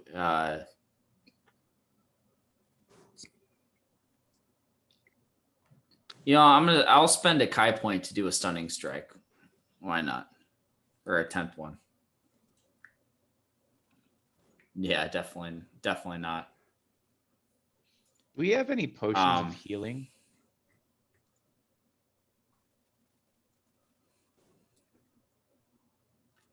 Does anybody? Or does anybody else have healing other than Zarius? Because I feel like Zarius is about to get blown up with some 66 of damage.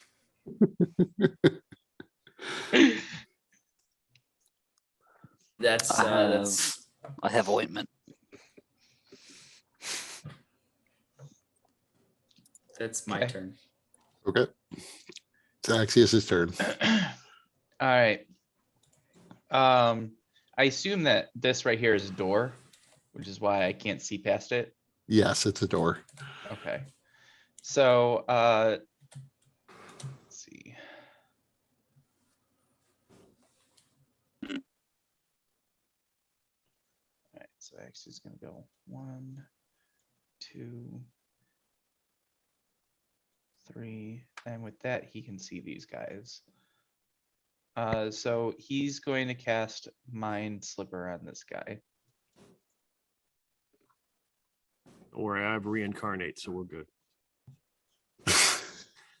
That's right. Oh, big fail.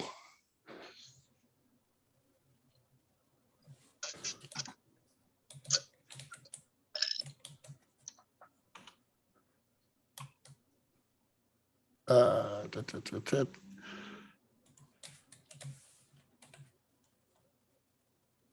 And that'll be my turn.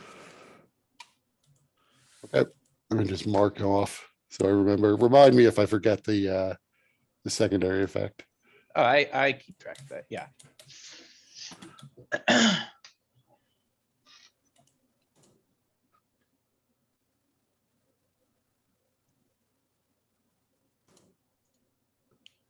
So Aurelia, your turn, and the owl. Oh yeah, that's right. The L. So are all of them looking pretty rough? No, this guy, this one here, he looks fine. Nobody's been focusing on him. But the other two look like they could explode. All right. Owl's gonna Excitement. it's gonna fly by. Big old talon attack. Boom, 16. That hits. Nice. And yeah, I guess he could choose to explode.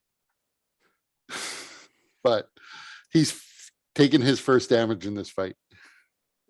So he's gonna fly back down here. And then I'm gonna use getting kind of low here now.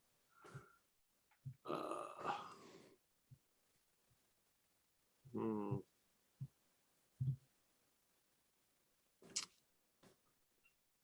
I'm gonna use the one on the I'm gonna use vicious mockery on the one on the left.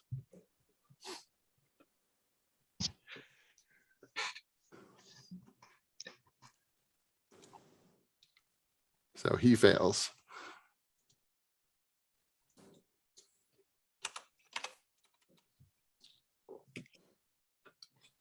Oh, did that owl hurt?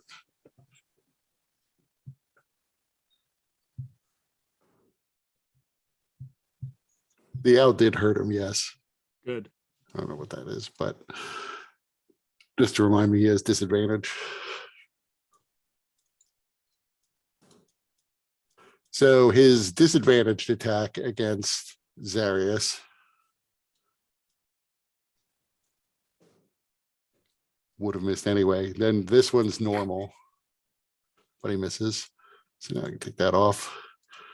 The other one is suffering the -1d4 effect. So That's he'll all- take. That's Well, saves, right? on saves, not on attack. Okay. So, but he misses. And then the one that is attacking T-hole hits twice. Nice. Welcome to the slam. But the first one you can deflect. That's not what I wanted. Wrong button. 21s. First one and do deflect. Second one, I'll take that 14. That's their turn. Sarius.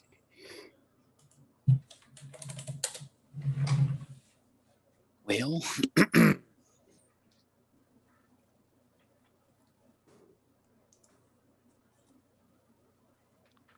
guess I'll take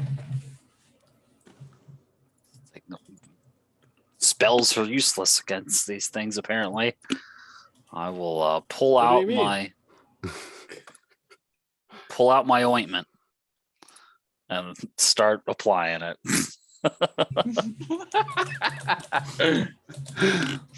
So it does not stop you from applying your ointment. It's like stopping in the middle of a fight, being like, "Hold up," and taking out his entire bomb and rubbing it in your thigh. I gotta rub down. Hold on. Sorry, I got a groin thing. Let me just- Oh, it could be swallowed. So yeah, there we go. It can be swallowed as an action. One dose can be swallowed or applied to the skin. I know we're under attack right now. Has But I anybody here gotta seen? like I gotta pour. Go ahead. Go on. I was just gonna say, if anyone here's seen Community, I was just sort of picturing the moment when Senior Chang just appears and is like rubbing Vaseline on his chest yes. to go into Right the before vent. diving into the vent. He fucking dives head first in the vent after the monkey.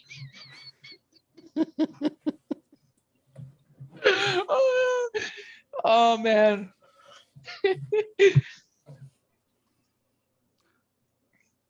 So that's Aries Teal.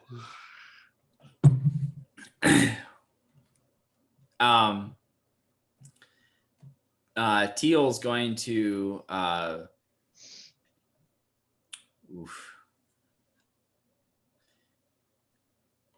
he's gonna take one swipe with the rot dagger Okay. and attempt a stunning strike.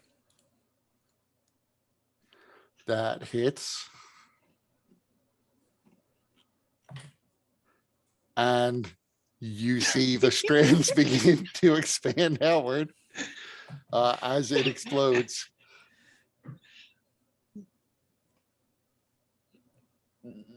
And this time you're actually going to see this. You'd make me a deck save. You probably are fine. No. Are Would you, you kidding? like to? Would you like to use one of your action points? Of course I would. Yeah. Yeah. There we go. So you do not take the damage as it explodes.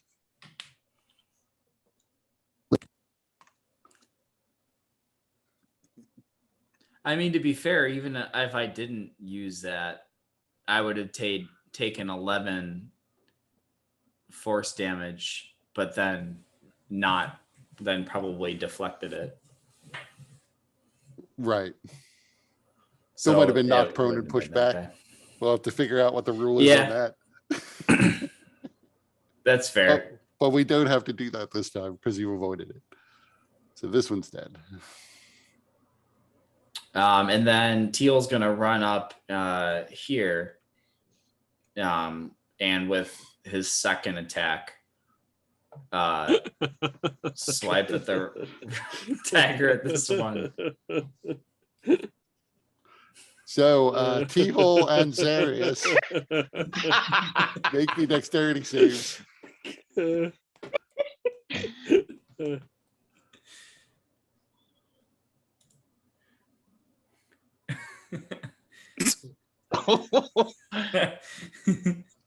I'll use an action point. I'll give myself one more fucking chance here. All right, cool.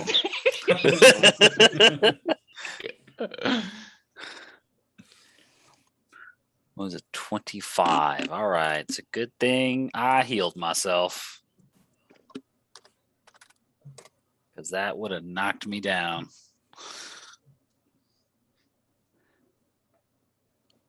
And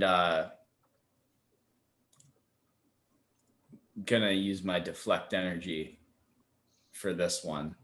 So like as this wave comes up, just like the arms kind of cover my face, and it just kind of this blast like goes over. So you still took 5 damage. And you were flung backward to here, and you're prone. And Zarius, you were flung backward to next to, basically to where your torch is, but I'll move that. You're next to Aurelia and you're prone. Cool.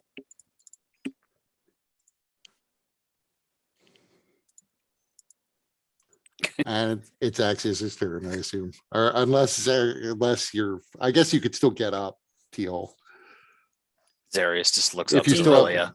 If you still have at least half your movement, you can stand up. I think I do. I was right here and then I moved here. So 30 feet, 50. So you don't have half your movement left. Yeah, so yeah, I can't get up. So Axios' turn. Okay. Axios is gonna move here to make sure that T-hole is the nearest target. And then use Mind Sliver.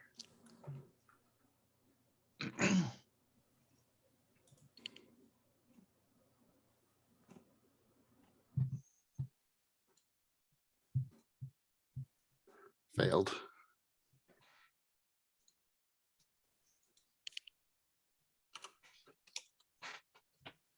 And that's my turn.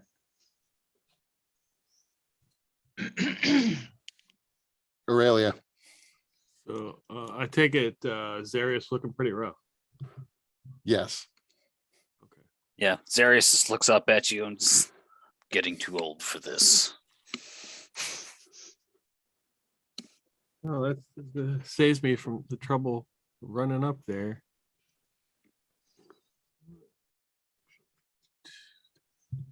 And I cast Cure Wounds on you.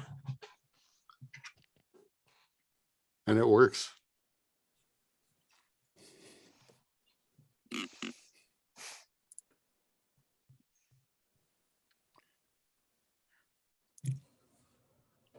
Owl flies by, does his attack.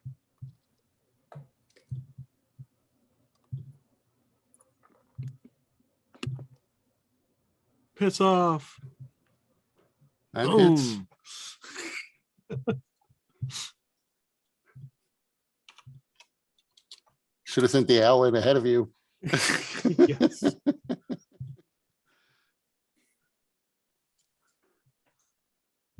So this one is going to move up to Zarius.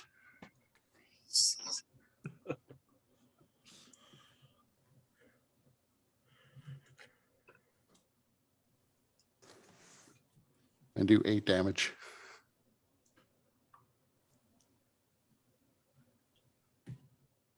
Sure. And Zarius' turn.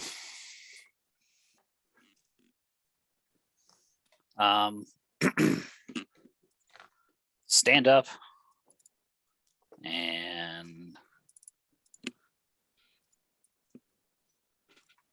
fucking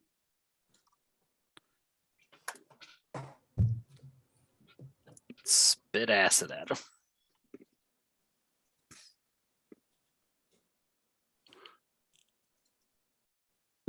Dexterity. Wow.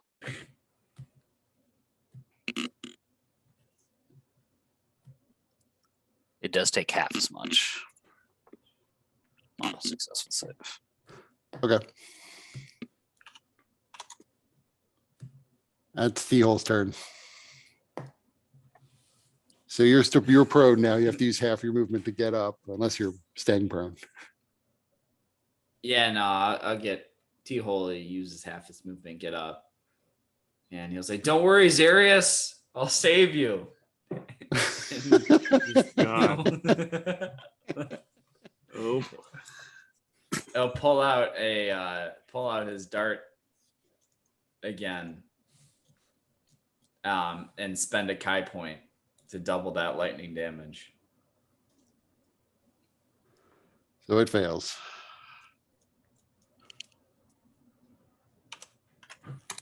Takes 30 points of damage. Still looking pretty intact, but that was a solid hit.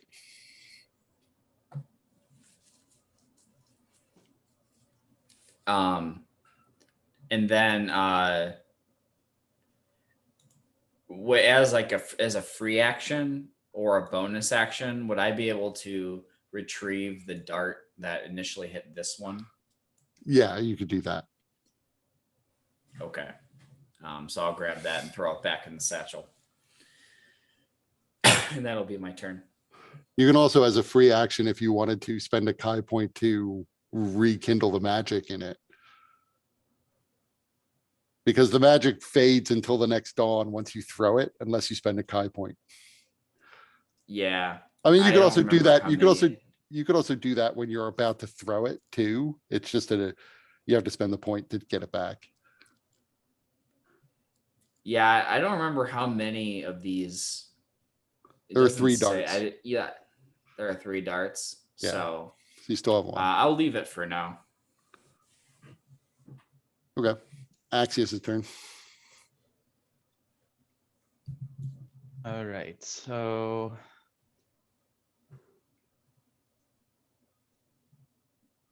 There. Now I can see it, so I'm gonna hit it with a mind spike, mind sliver. Failed. And that's my turn.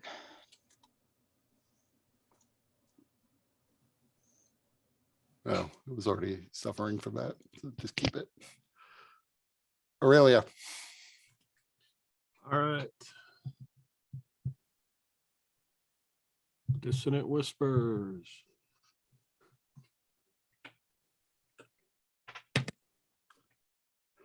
So now that it is closer to you, it absorbs that spell. Oh, okay. Straight up bullshit. So it is glowing now. Okay. All right.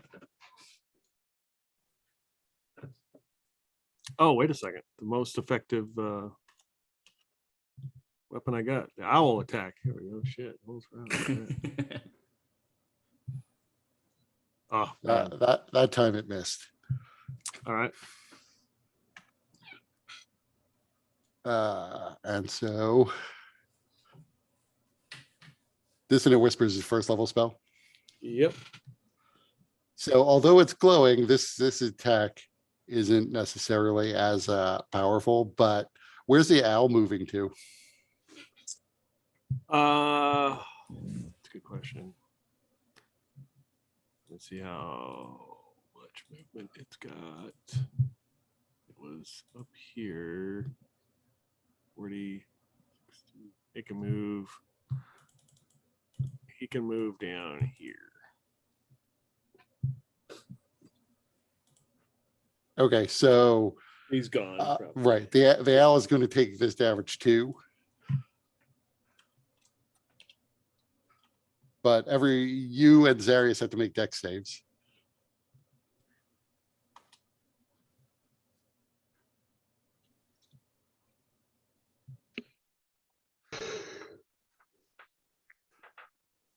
Are either of you using action points? I'll try. Fucking Yeah, I'll use one. Okay, so you made it. So you take 3 damage, force damage. Zarius, you take 7 force damage. And Zarius, you are blinded until the end of its next turn. sure. And the owl's gone right Yeah, the owl just took the minimum damage. 1 hit point now. was enough to make the owl disappear. Yeah, I can't have nice things, asshole. And it's Zarius's turn. Though you're blind. Yeah,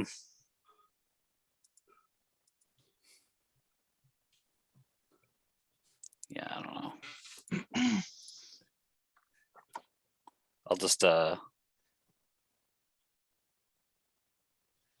move up to flat ground here, and then take the dodge action. I'll just Okay. take the dodge action. Okay. Teal.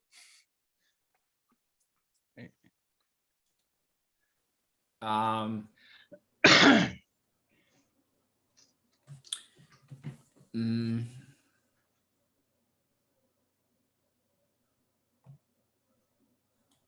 Is there like, is this water? This is, yeah, that's water.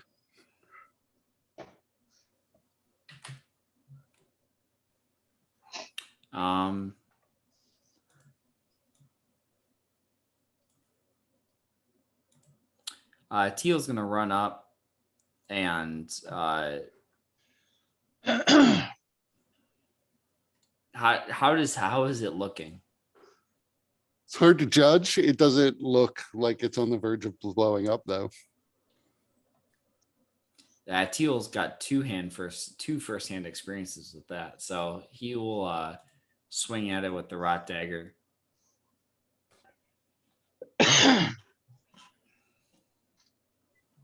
So it dodged the first one, Oh. but the second one hit. And then I'll spend my last Kai point to get two more swings at it. Second one hit. That's right. I forgot we could use our action points on fucking using hit die, Right. right? Yep. I was gonna ask about that on my turn, but I just used my last fucking action point. And yeah, that's Teal's turn. Okay. Axios. Mind Sliver.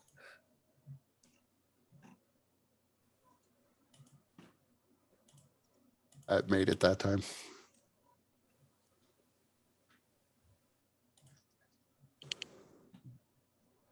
So Aurelia.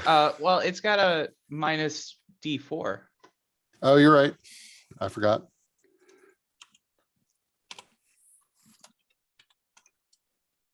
So it failed. Yeah, it did.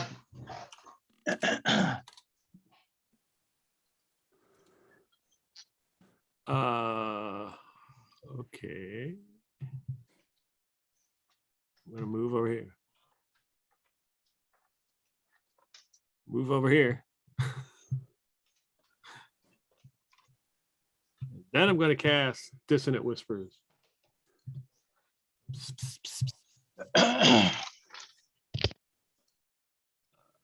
Failed. Oh.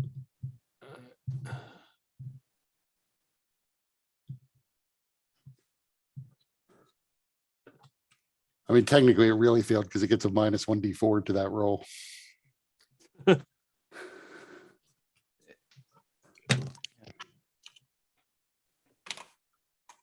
Now it is looking pretty shaky. Oh, I didn't mean to put an X on it. And it begins to run away from you. So now, Zarius, you can take an attack of opportunity when it gets to there. Well, you're still blinded until the end of its next turn. So you can, I guess. So T-Hole, you can take an attack of opportunity. We'll swing at him with the rot dagger. That hits. And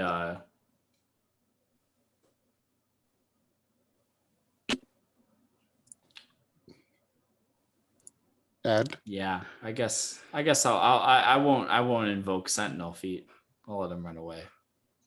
Also, Kurt, because of Aurelia's thing, the token should be off.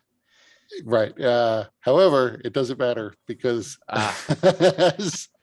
as Teal lands a shot at it, both T-Hole and Zarius have to make dexterity saving throws. So half of 25 would be, 12. well, I'm down anyways. I only have 12 hit points. So T-hole, I assume, will block that. Although you just use your reaction to take the attack of opportunity. Yeah, well, Tiho made the save. Oh, you're right. So evasion. So Zarius is unconscious. Didn't I thought you had Death Ward on you? Did I get that on myself? Yeah, you cast it at the beginning of the fight with the dragon. Yeah, I couldn't Fair. remember if I did that on myself or on you. No, you cast it because I cast it on myself because I had it. Sweet. I did it. I watched you do it, so I did it. How long does Death Ward last? Like 8 8 hours. hours. Nice. So I would still be up. So with that being finished, with these explosions, are the doors still there? The doors are still there. All right, so Axia or Clave, I need to get out of the habit of saying his wrong name. Yeah, I have to change your Clave- token to some point. Yeah. So Clave runs out and begins closing the doors.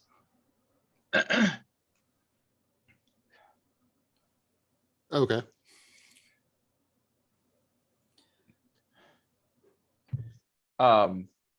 Yeah, we should not go in there. In fact, it may already be too late. Talking about. Too late for what? These creations, whatever they are, whoever created them, their purpose was to keep people out because there's a highly infectious disease within. And we may have already been exposed. The creatures whose bodies are littered across the floor were also infected. This whole space is meant to contain this infectious disease. Could I do some sort of medicine check to see if that whatever disease would have been here is even still viable hundreds of years later without something to So You I know, could reproduce describe with? I could describe to Zarius the symptoms that I saw from the creator as well as from the others, but prior to the explosion and their bodies getting blown to pieces. Right. So Zarius, make me a medicine check. So there are any number, from what you're hearing described, there are a few diseases that this could be. You're not sure if any of them would still be infectious after this length of time based on the description. You would have to like inspect one of the bodies. And it doesn't seem as though like the Kuatoa bodies you saw, it looked like they were probably just killed by the mana golems, not by any disease. Mhm. So they would not, you'd have to inspect one of the bodies that was probably among the diseased.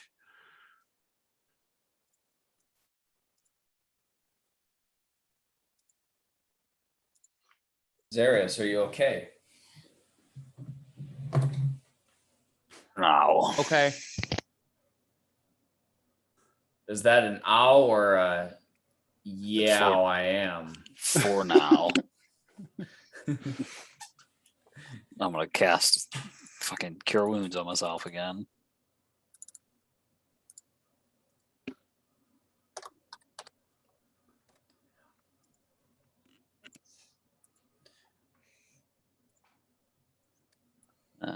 Yeah.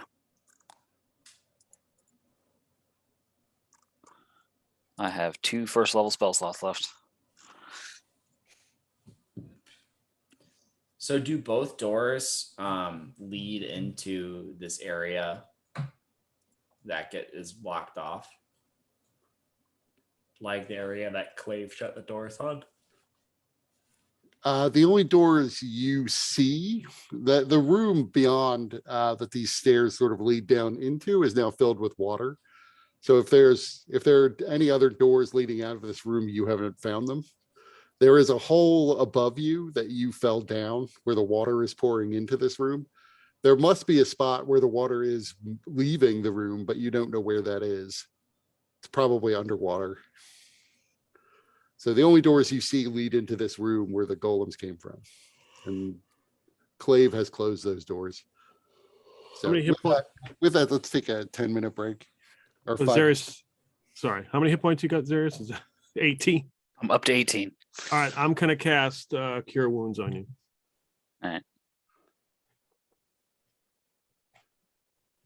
Nice. So, and you probably could short rest. You can always try, see what happens. So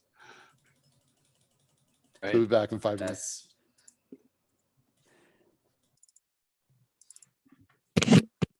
That's That roll must have sucked then, if I only got that much.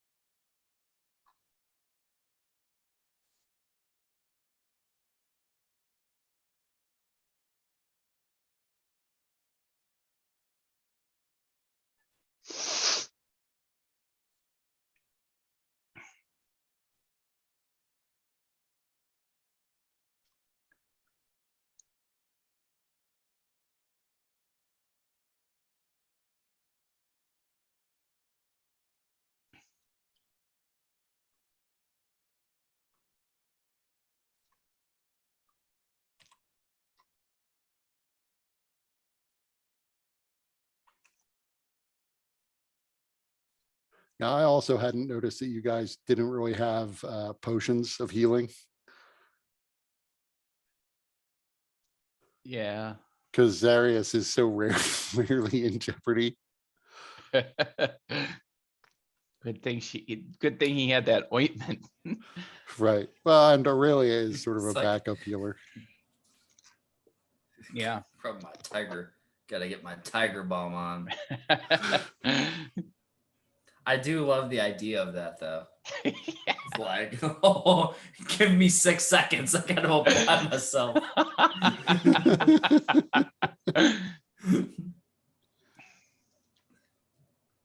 It's interesting too, because like detect thoughts doesn't strike me as a very battle worthy or battle type spell, yet it has come in handy in battles a few times. Get us some of that extra information. Yeah, I wouldn't have been as descriptive about what was going on as they began to destabilize if you hadn't informed them that they might explode. I might have just said, it looks like they're about ready to fall apart.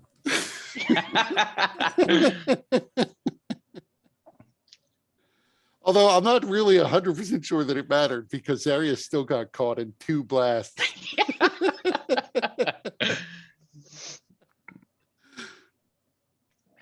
Axios is T-hole glad got he didn't caught in have all to. of them.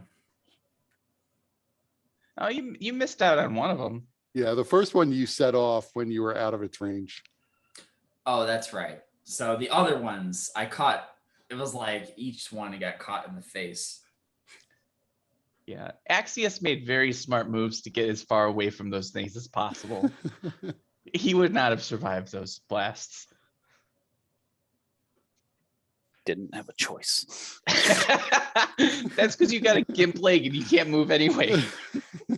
No, it's not. If I wanted to be of any sort of effect in this fight, I had to hit it physically, swing my weapon at him. Well, that's your fault.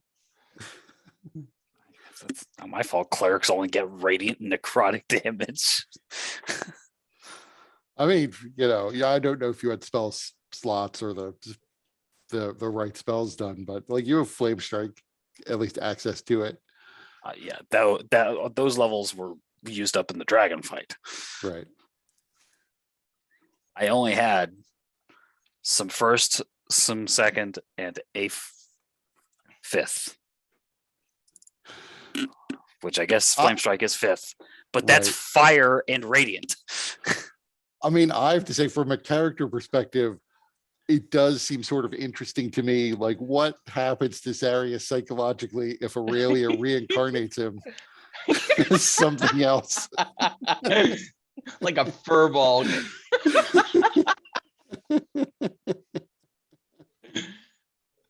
I don't know. I really don't know. And I don't want to find out. Or, oh no, the worst would be a kobold. I mean, even there, maybe there's like some sense of kinship, something.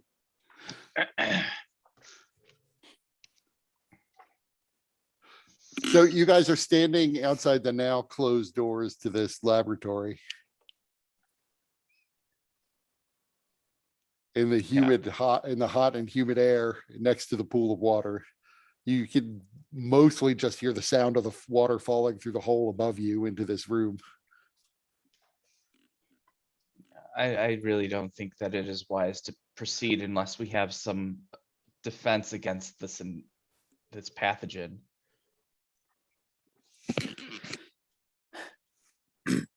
Tomorrow we could.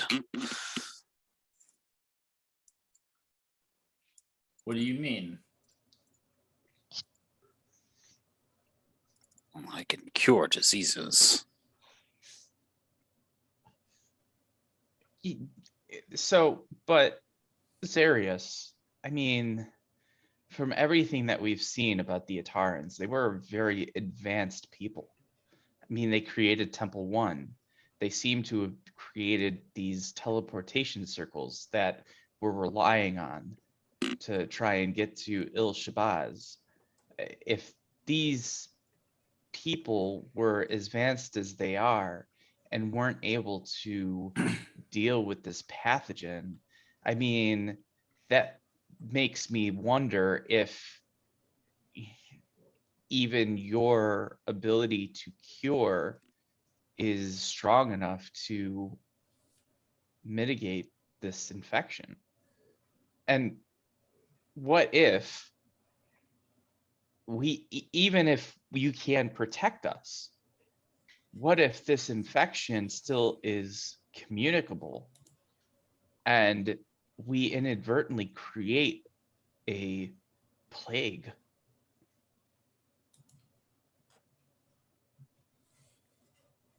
Consider everything that's going on. I think that's the least of our problems.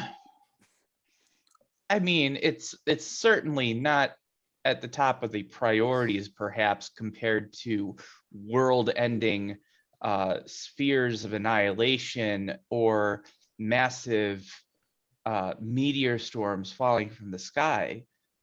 But still, I mean, what I wouldn't want to be responsible for opening that Pandora's box upon the world. Two counterpoints. These people were advanced in their arcane methods, but the ability to cure diseases is not an arcane method. Well, Zarius, forgive me for making assumptions, but we don't really know a whole lot about these Atarans. We don't know the extent or the type of advances that they were capable of. While much of what we've seen may be arcane in nature, it doesn't mean that divine magics or even curative magics were beyond their reach.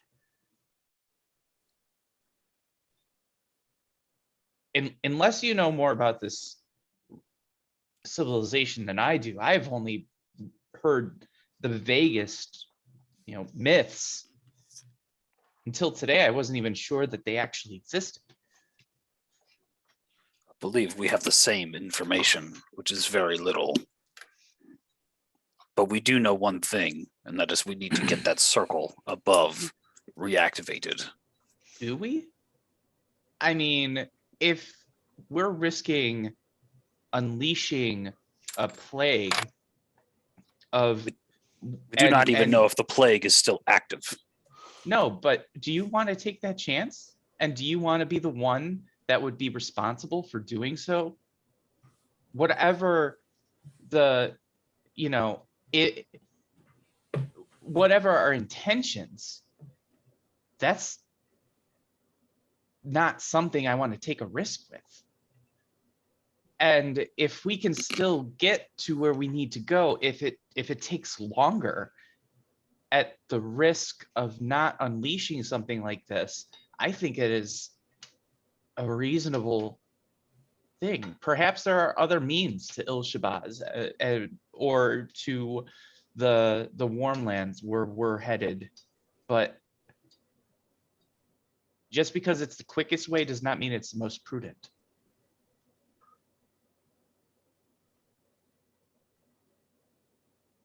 Is the door locked? It is not locked. It was opened with the knock spell. It doesn't automatically relock when it's closed. I mean, you would also know, especially Clave would be able to figure out quickly enough that with wind walking, it would take you 6 days to get to Il-Shabazz. So that is effectively what you're saving now with the teleportation. But that is, flying over desert, and there are hazards there, given that you can't feel the heat.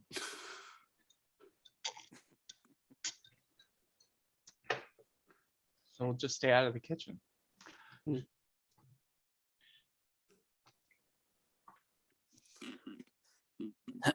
Well, I would be Yeah, I would convey that, honestly. It's It is more than time that we are saving.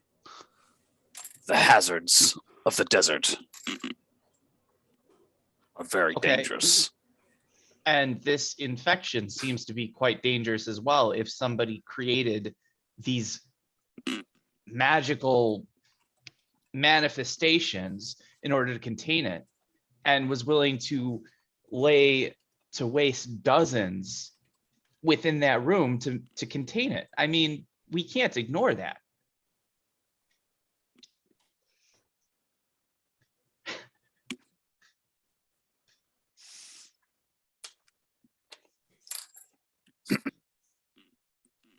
We can't, we need to at least have more information before we go making a decision like this.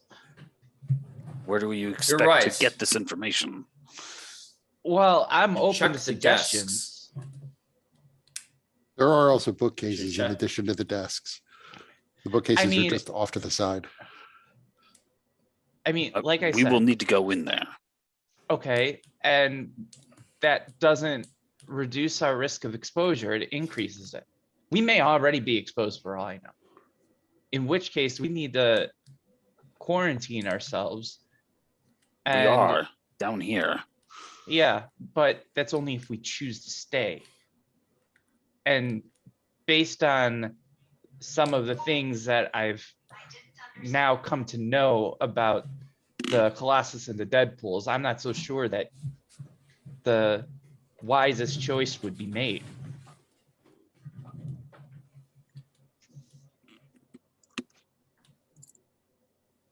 Well, I have no problem going in and researching. I'll be fine. And seeing What makes just you so the confident? impact. He is immune. I haven't been sick in years. What do you mean you're immune? How do you know you're immune? I just don't get sick. Okay. But you could get sick. I doubt it. I would be Oh, okay with going in and you researching. doubt it. Well, let's open the doors and let you in then, because you doubt it. Sounds good. And T will begin walking in the direction of the And doors. then, and then Clay would stand in your way. I'm being sarcastic. How? What do you mean? You just don't get sick, so you can go in? That doesn't mean you couldn't get sick.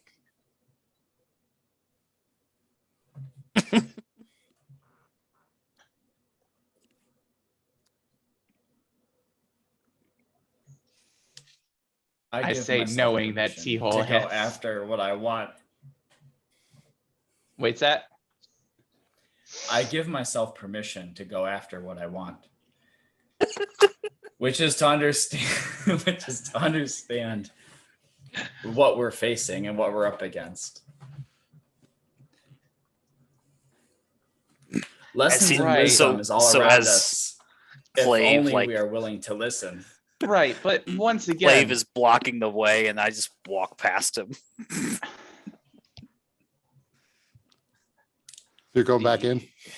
Yeah, I'm gonna open the door. I'm not gonna touch it with my hand though. I'm gonna use the staff to push the door open. you Guys, guys, there- like Zari's pulling out are like the- a doily. There's no actual bodies though, right? They like No, I just didn't remove them because it might mess up my initiative thing. I don't remember which one I was clicked on when I rolled for them. sure. even if you guys don't get sick, that doesn't mean that you can't spread it. Well, he's back inside now. But without more knowledge, of which presumably there are bookcases inside, correct? We could also There are ask Temple things- 1.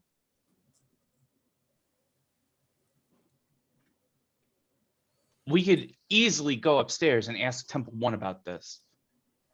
He's He a hasn't docent left of his room. information. He may be aware of this though. That is worth asking. But he hasn't left that room, and That doesn't Ever? mean that he hasn't had communication with whatever or whoever was down here. That doesn't mean that he doesn't know about what's going on. The It's gonna go- Atarans had all kinds of magic. I'm sure that they were capable of communicating from distances just as Zarius is. That's fair. We can go and ask Temple One to see if he has heard or has any reports of what this could be.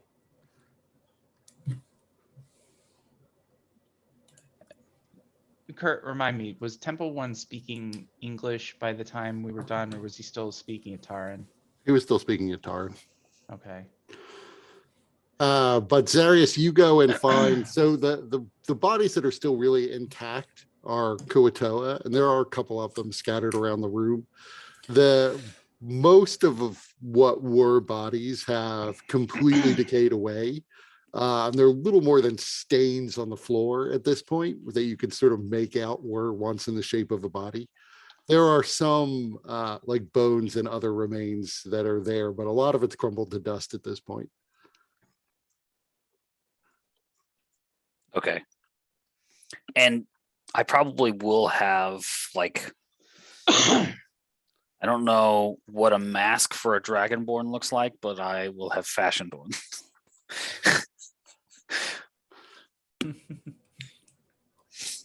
Like the death mask from Vox Machina or from the Plague Times. Right. Filled with sweet smelling flowers. to But my protect you from whole disease. face is in it.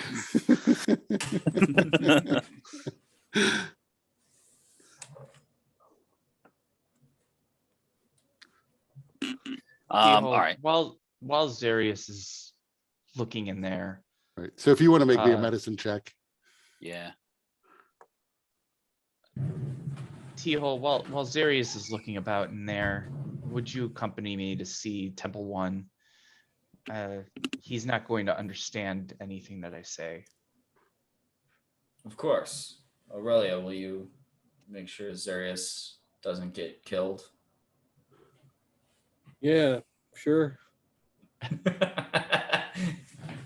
By the way, T-Hole, you're gonna have to explain to me how you can speak and Temple One is able to understand. Same way I know I can't get sick.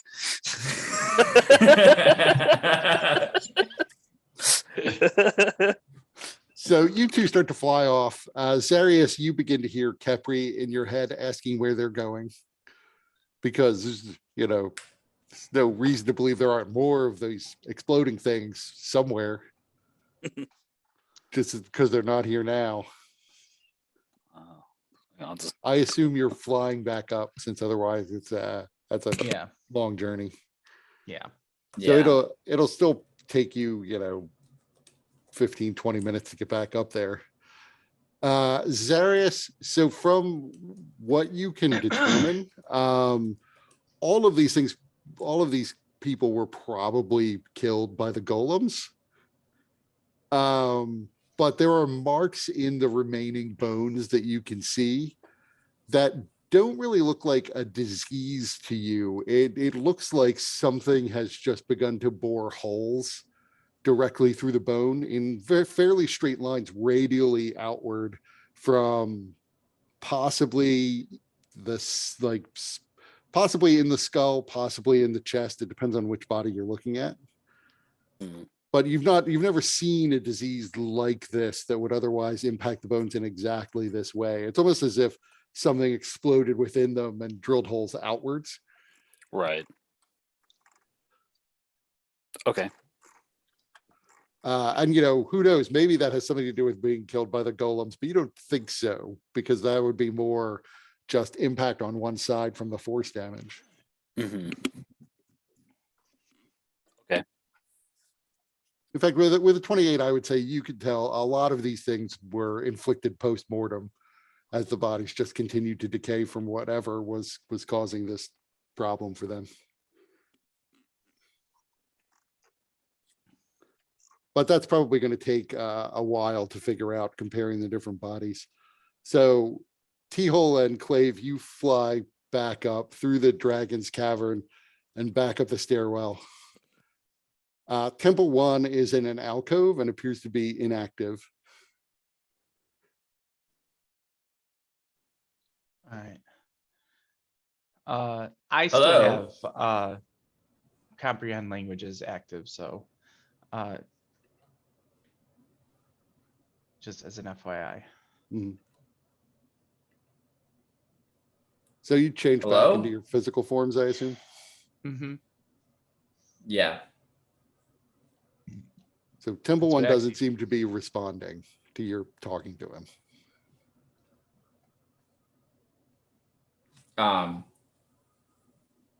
Teal will walk up to him and like rap him on the chest. Can you hear me? You see the eyes open, and you see 2 lights gleaming out at you. Ah, hello. Have you found the source of the power for the teleportation circles? Did you need to borrow tools? We are working on it. We ran across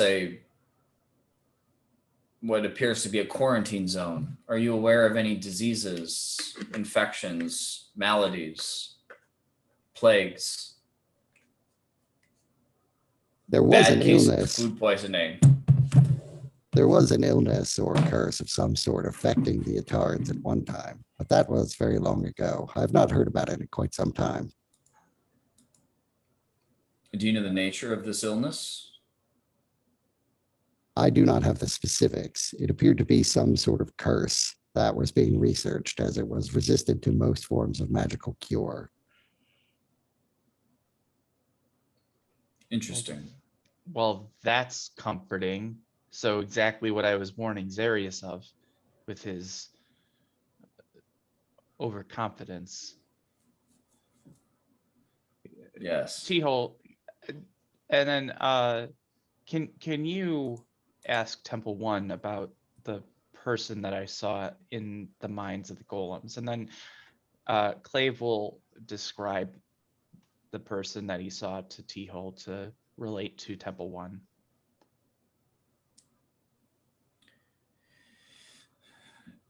Does a creature of this description sound familiar to you? Is it in your archives? Are you describing the golems or the person No, Clay the- was describing to you? Oh, yeah. I mean, Clave saw a human that he was just describing. Yeah, I would think of the human. Yeah. So Temple 1 responds, I cannot be certain from the description given, but that may have been Magister Callum Nos, the last Magister of the Mountain, the current Magister of the Mountain, so far as I know.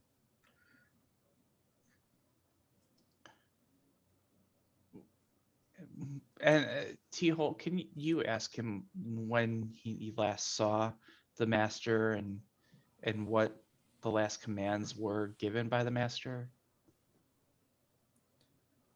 When was the Magister last seen? I have not had Do you know his communication from the last- Magister in 1800 years.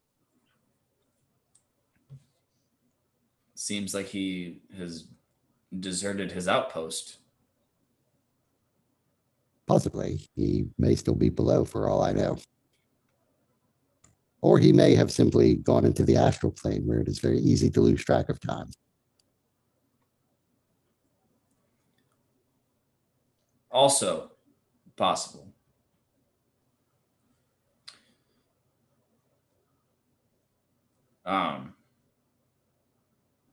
T-hole, what were the last commands of the magister? Did he have any final wishes before you last parted? No commands from him have been issued to me in a very long time. The last command was simply a basic repair mission.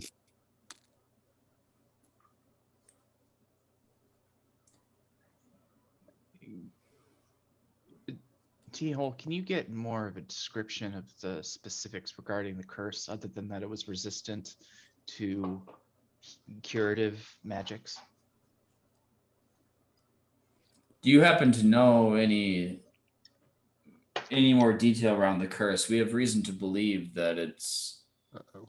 there are some long-term magical wards that are protecting or preventing it from So spreading. yeah, before you ask your next question, when he answered that last one, that the last command given to him was a simple repair job, both of you get the sense that Temple One is hiding something.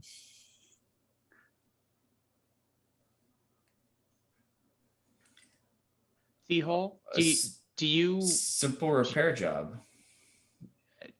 I know he can't understand me, so I feel fine speaking freely, but it seems like he's leaving something out. Can you go into more detail about this repair job? There was a weakening in the western wall of the teleportation center, the temple, as it's sometimes referred. I was asked to assess the degree to which the wall was in jeopardy of falling or needed additional repairs. It was determined that the wall would require additional repairs, but that stone blocks would be required to replace the existing ones, and new mortar to make sure that they were securely fitted together.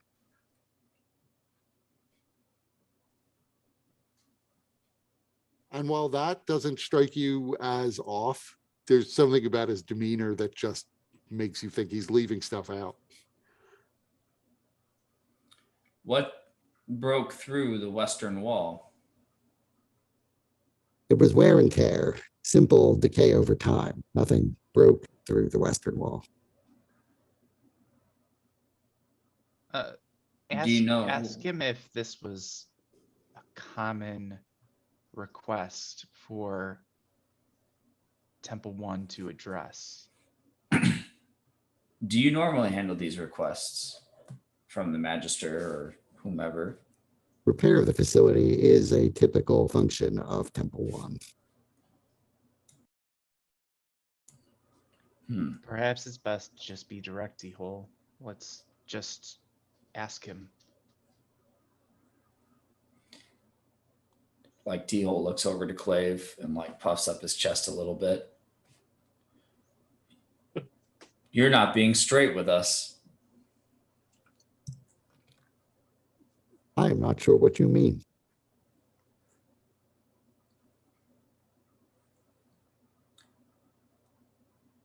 You know, I actually have detect thoughts still. Do I detect any surface thoughts from Temple One? How long does detect thoughts last? Oh, that's a good point. I think it may be 10 minutes. So you'd have to cast it again. It's 1 minute. Oh, so you would have to definitely have to cast it again. Yeah, I'm not going to cast it right in front of him.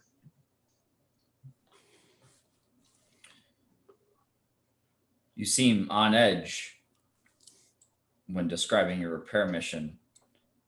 I get the feeling that you're not being forthright in its nature. You're ascribing emotional conditions to me that may apply to you, but do not apply to me.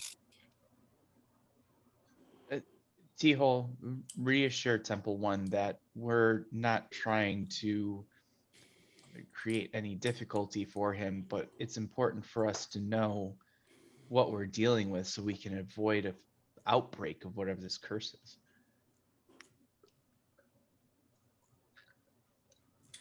Was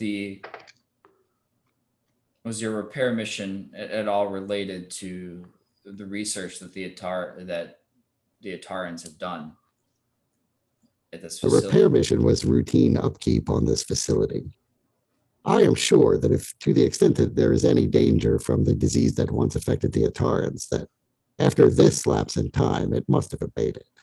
No disease simply lasts forever. But if When this was I'm a going to curse- insight check that. Yeah, I think I would too, because he's referred to it as a curse and a disease. So something is seeming off there. Can I get an insight with that? Yep. Nah, I don't know. Ouch. Yeah, neither of you are sure that yeah, he seems to be speaking what he thinks to be the truth.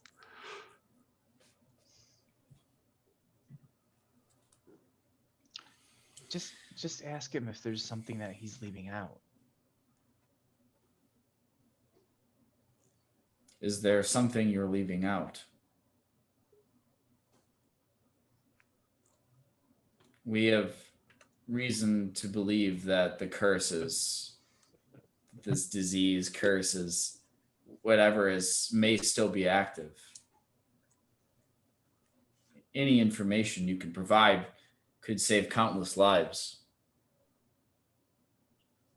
I would suggest that if you've already been down in the catacombs, you probably were exposed to the worst of whatever could possibly be down there at this point. You should continue with your attempts to restore the power source so that you can use the teleportation circles, and this facility may be made active again. And he's definitely hiding I- something, you're sure. I think T-Hole, I think he is more concerned with us activating the facility than he is about the curse. He wants us to do it. He doesn't care about the curse. What happens to you once this facility is activated?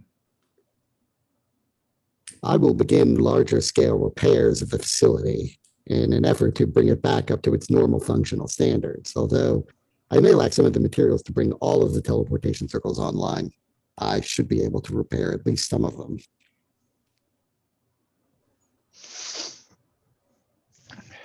Have you had think- communications with anybody other than us in the last few hundred years? Many people have come through the teleportation circles, at least the one to Unagarn, but other than the Kuatoa that we talked about previously from a century ago, no one has ventured into these ruins that I am aware of. It is possible people came in and I was not activated by their presence, in which case I would not have been aware of them. T-Hole, he's jerking us around. Temple 1 is his whole function is to make sure this place is working. He doesn't care about the spread of the curse. And he doesn't care about us. He sees us as expendable.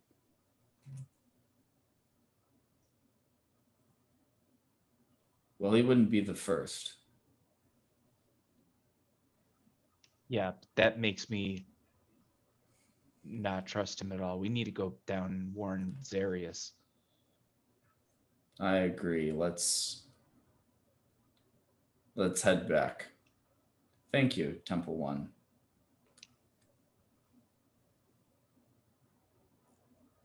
And its eyes We will closed. work to restore the power right away.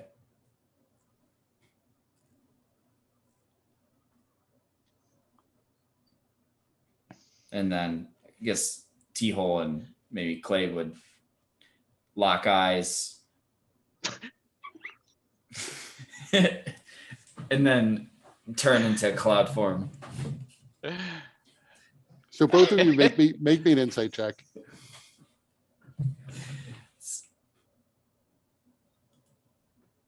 Yeah, there we go. That's the insight check I wanted.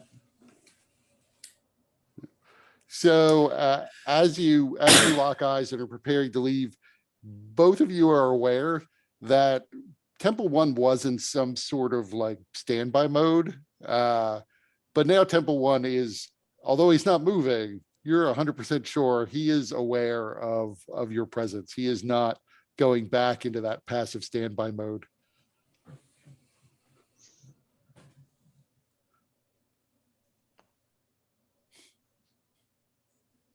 Okay.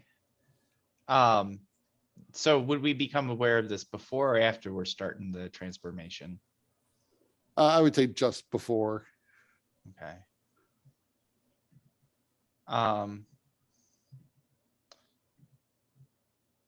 Teal, why don't we transform closer to the stairway?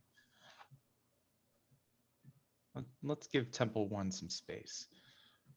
The stairway is in, I mean, the entrance to the stairway is in the same room where his Oh. alcove is. Well, let's just walk a bit T-hole. Yeah. I could use the exercise. I know. I didn't want to say anything. Clave then turns into a fat guy.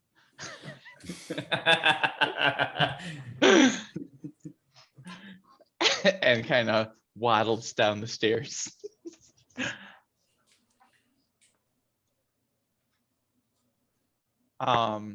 Once we're out of earshot of Temple 1, I would say to T-hole, that was very strange. Yes, I really do not trust him. I don't know if he's. I'm not sure if his main mission is to get the facility back in order, or if there are some his last command around repairing the wall has more context behind it. Perhaps, but I Well, think make that- me an insight check. who, him or me, or both? Both of you can do it.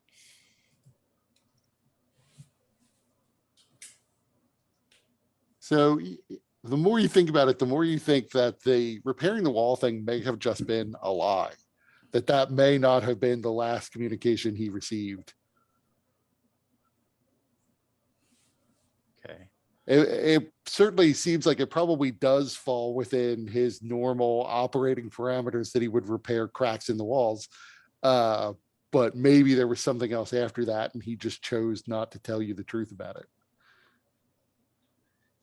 Yeah, T-hole, he seemed more than willing to not only provide us instruction on setting up, resetting up the power to the teleportation circles, but the use of tools and instruction on how to do them.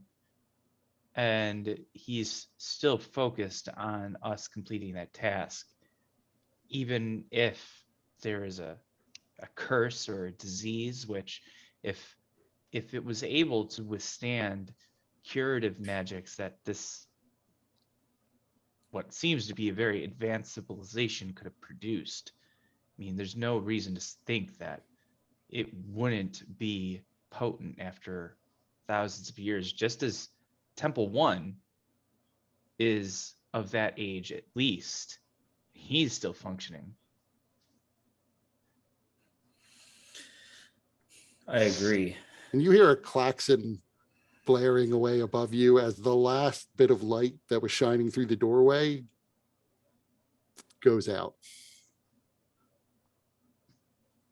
Well, shit.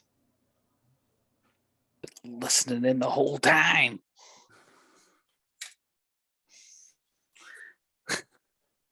It's fucking Hal. I guess it could understand common after all. Yeah, it's not clear that he was Yeah. responding to your conversation. As Oh, it may have been he was just waiting for a period of time before closing the door again.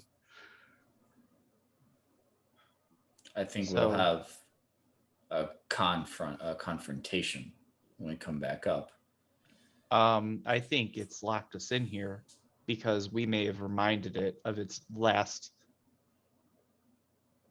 order to keep any creatures from returning. So not only did it see us as expendable and to restore the power to this place, but also to prevent us from escaping once we achieve that. That's what it was leaving out. I'm sure of it. Well, it's not the first time we've been trapped in a magical place with no clear way out.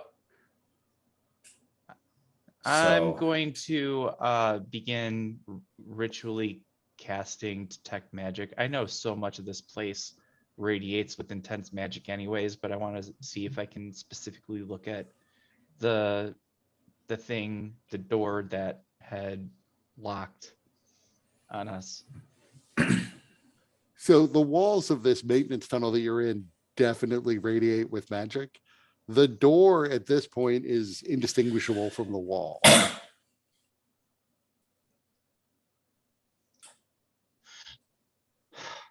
Well, if it is still a discernible entrance, I may have magic to allow us to get out. But if Temple 1 in fact just transmuted the door out of existence, we're probably going to have to find a different way or break through. T-hole, we need Well, we we need to better- go and we need to warn the others before they get into something incredibly dangerous. I agree. Let's hurry. And Teal locks eyes.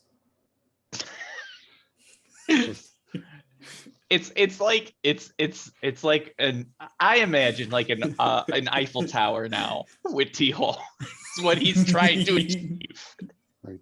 Does Teal have a light source? Because this stairwell is now completely dark. And it's been 15 minutes since you were downstairs. No. He doesn't, not naturally. But T-hole, like, I don't know if it wouldn't help. I mean, he could do he could do like his visage and then like morph, but that's not gonna like throw off light for Axios. Well, Axios has I don't dark need vision. X. I know. Yeah, I don't need light.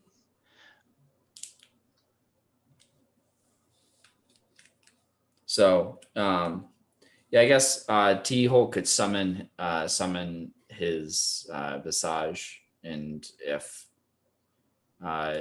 he was able to continue using the benefits of the visage while cloudy, then he would be able to see. Okay. Otherwise, he wouldn't have any light source. Did we get a short rest in before going up, or Nobody did said we that. not do that? That would have taken an hour. So nobody said it. So no, not yet. Okay. All right, then T-hole can't do that either. Can't do that because he has no Kai points. All right. So he'd just be flying blind. Well, you would know the minute that it shut because you wouldn't have been able to see. Right. Yeah. So Clave, I feel like he has a good enough insight to be like, you can't see, can you?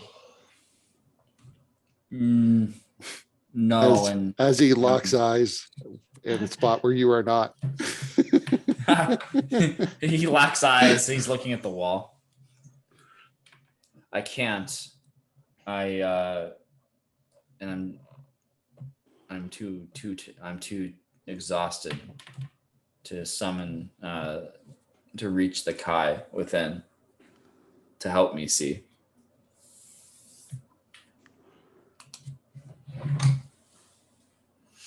I mean, there's only one way down. Do you have a light source? How long is it going to take us to get down? Like 10 minutes to get to the bottom of the shaft. Another 5 to get back to where, well, probably not that long, I guess, but so a little more than 10 minutes to get back to Zarius and Aurelia. Could I use major image to create a light source that follows us? I'll post it.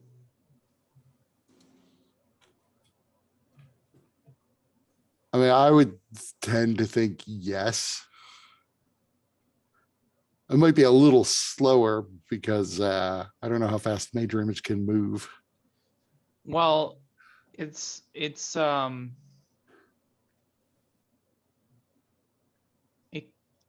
can't I mean, remember, but it's but so I yeah, also just- have my I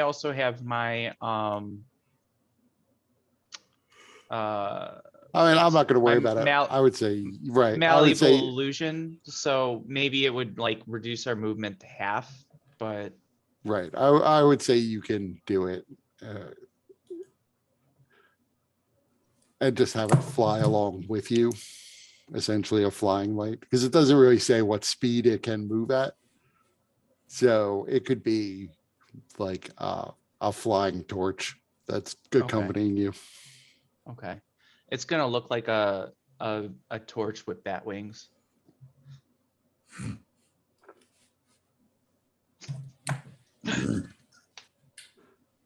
And as you are flying back down, everybody, including Zarius and Aurelia, hear a booming voice that is clearly Temple One saying, This unit, Temple 1, has sealed the access way to the temple.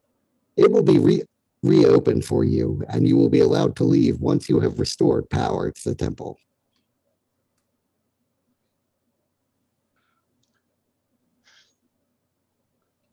So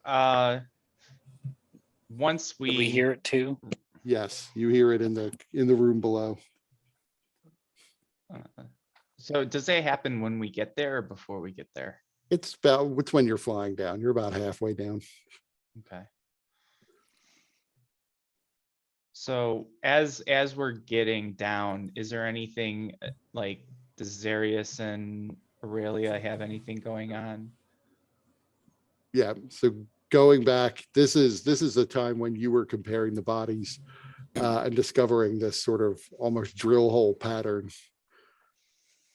that made its way through their bones. Did you say that the drill hole pattern appeared to be post-mortem too? Yes, Or- it appears as though what killed them was different than this drill hole pattern, and a lot of these holes in the bones probably formed after death. I probably can't tell how sooner or later after death. No, that would be. I mean, this is 1,800 years ago. Yeah, exactly. Yeah. The things drilling through their bones didn't kill them. It was drilling through their internal organs that killed them. Yeah, it still actually appears as though it was the trauma for being beaten to death by the golems that killed them, and then something drilled holes through their organs and bones. You also realize that now that the doors are opened, the humid air from outside is flooding in. And what little remains of these creatures is probably going to fall to dust in like a couple of days or weeks, Mhm. because before the air in here was pretty dry, but that's no longer the case. Could it be that someone internally here was like drilling holes in for, I don't know, collecting samples or some shit? It's not so much. I've slightly led you astray in calling them drilled holes. Sure. These are tiny holes, so you don't think so. And there's also so many of them. Okay. Again, it almost looks like tiny needles exploded inside these people and pierced their way out, leaving these boreholes behind. They're worms or they're nanobots? Worms or nanobots? No in between. Nothing else. Couldn't be anything else. Couldn't possibly be anything else. All right. But they are akin to very thin, like wormholes. They're a little too straight to be like natural wormholes, you would think. So even if there were a worm capable of eating through the bone, probably that's not it, unless some magic was guiding them on their path. Right. And that's making a lot of assumptions. Right. What's your world's version of Occam? I'd go with Occam. He Okay. existed. Occam, Hercules, they all existed at some point.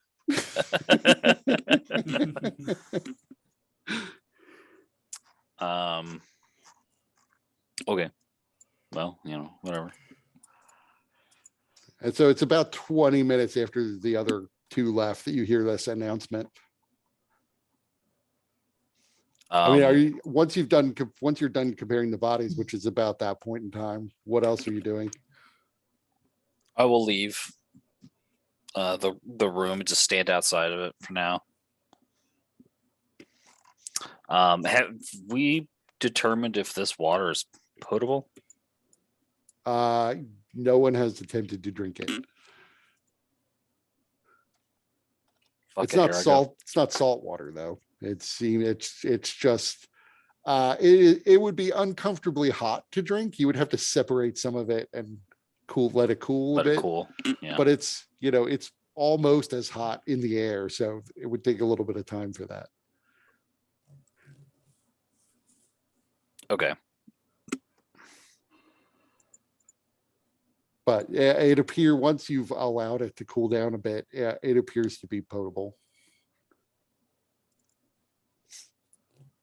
Well, I will have collected some, but I don't know if I'll drink it yet. Let's collect some outside and see if anything settles. Yeah, I mean, it is not like clean. it is sloshing around in this room, and so the room's not like 100% pristine clean. So there's there is some muck in it. Nothing out of the ordinary that you could see. And after about 5 minutes, the T-hole enclave would make it back to you. I mean, you would have to turn back into your physical bodies to make it through the water and into the hole that gets down here, but they come splashing into the water.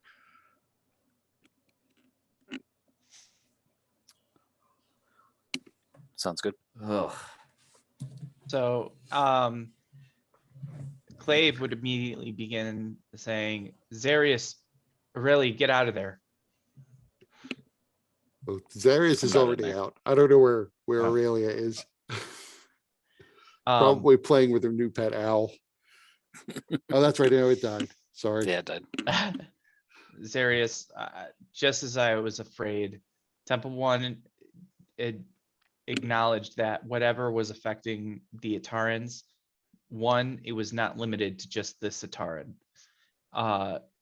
And it seems to have been something that was widespread within their civilization. But also, whatever it was, whether it was a curse or a disease, Temple One seemed to fluctuate on which it was. He said that it was unable to be mitigated by the healing magics that they could utilize. So they did have magic available to them capable of healing disease, and it wasn't effective against this, whatever it was. Also, Temple One has locked the doors on us, and I'm pretty sure he is not going to open them, even if we were to fix whatever it is this is with the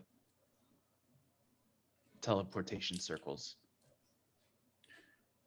Yes, I have a hard time seeing a way out of here that doesn't involve a confrontation with Temple One.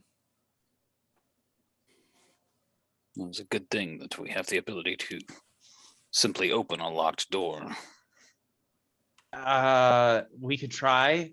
I don't think it will be that simple, though. It appears that Temple One didn't just lock the door, but created a wall.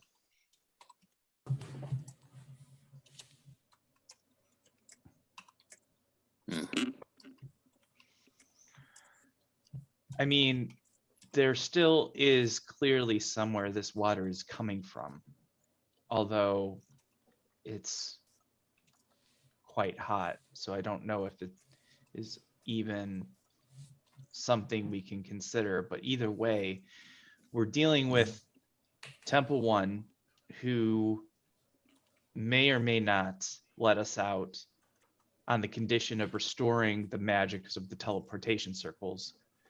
But also, we know that now that there was either a disease or a curse affecting the Atarans, that their magics could not heal.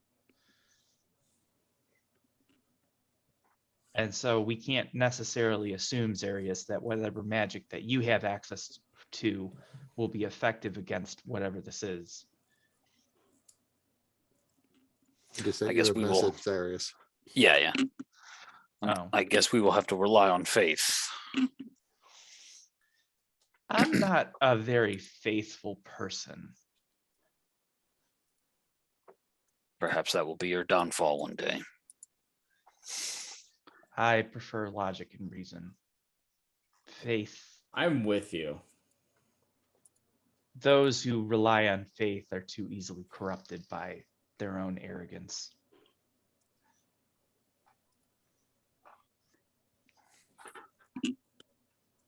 This is a point where most people would say no offense, Arius, but Clay very much does not. And that Clay will- weighs heavily in the air. Clave will destroy you with facts and logic, is what he's saying.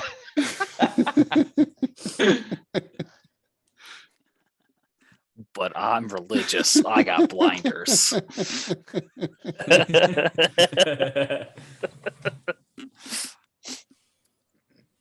um, but yeah, and so I'll just look over to Kepri for a moment as she telepathically says something to me and convey that as well to the group. And we could. Go ahead. What? No, never mind. Go ahead. Us. We could, as a method for unlocking, convincing this Temple One to open the path for us, we could just, as Kevry says, threaten to shut down the power entirely.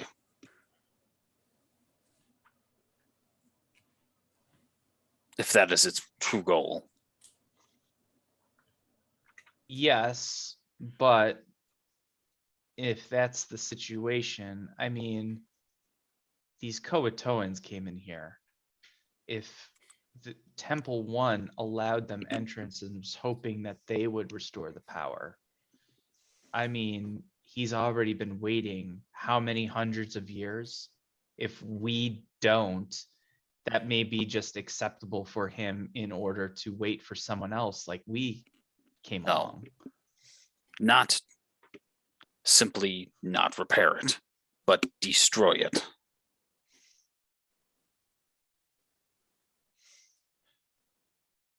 Do you know what would happen if we were to destroy the power source in runes that allow these teleportation circles to run? Likely Temple One would be shut down. Right. But we just saw what happened when these magical creations were shut down forcefully. And I imagine that whatever powered them was not nearly as powerful as what's powering the teleportation circles.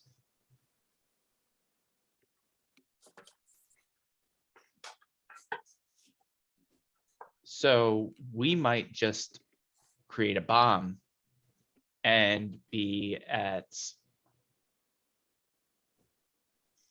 its epicenter. Maybe. It is an I'd prefer option. to get out of here alive. I also would not like to die. Well, when Serious, you gotta you go, will How not. go. serious? I'm sorry. This is a frustrating situation, and I really don't want my emotions to be clouding my judgment. But how have you made it this far with making so many assumptions? And Kepri says, well, what I was suggesting was, why don't we repair the power source? And then once it's repaired, tell Temple One, if that's what he cares about, that if he doesn't let us out, we'll shut it back down again. He's not going to want us mucking around with his power source, shutting it down again. If that's what he cares about, he'd rather get us out. Now, maybe there's reasons he can't. Maybe he will be compelled to keep us sealed in here, even if that means shutting down the power again. And then he'll just have to wait and trick the next group who will, just as we stepped over the Koatoa bodies, step over our remains. Except at least we will have cleared out those golems, assuming there's not more of them.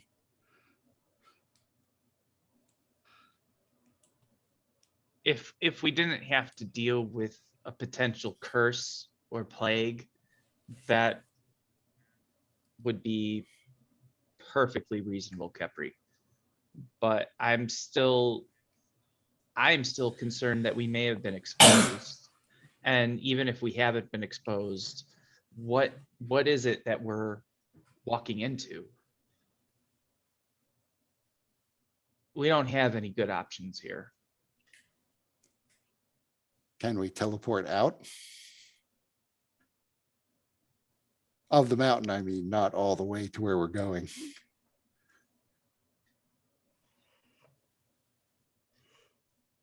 It's possible, but this entire place lights up with a large amount of magic. There may be some abjuration magics that might prevent teleportation beyond the walls. It's worth a try. I'm not saying that it's not possible, but it's something that we should expect. So you would also know that so the walls of the maintenance tunnel that got you down here, those appeared to be magical from when you cast detect magic. The walls of the dragon's cavern didn't detect as magical. Okay. But they were so deep, who knows how far it is? Like, would Dimension Door get you out? Who knows if it's more than 500 feet? It very well could be, because it's 2 miles down and this is a gigantic mountain. You'd have to do a little bit of math to figure that out. You don't know about the walls of this chamber you're in now, because nobody's cast detect magic while you're down here.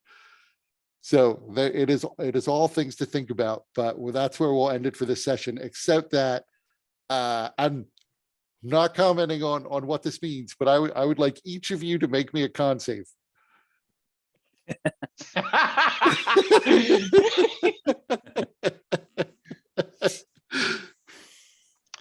Awesome. Hey. Oh, my worst one. Oh no, strength is worse. Oh wait, I got But- an action point left. I'm gonna use that. Yeah, I wish I had action points. Don't worry, my worst one has been attacked all night. So there is no immediate effect. Clave is plague ridden. He's gonna have holes bored into his bones now. And Zarius is going to heal everyone but him.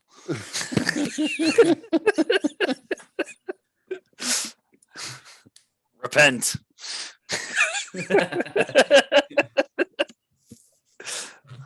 I come to you in your time of need. That's how they always. Don't worry, I got reincarnation. I thought that's He where re- T-Hole was going to go with, like, even if I catch this disease, I'll just come back as someone else. I'll be fine. Right. I was like, yeah. It was like, I too wish not to die. I'm like, you won't.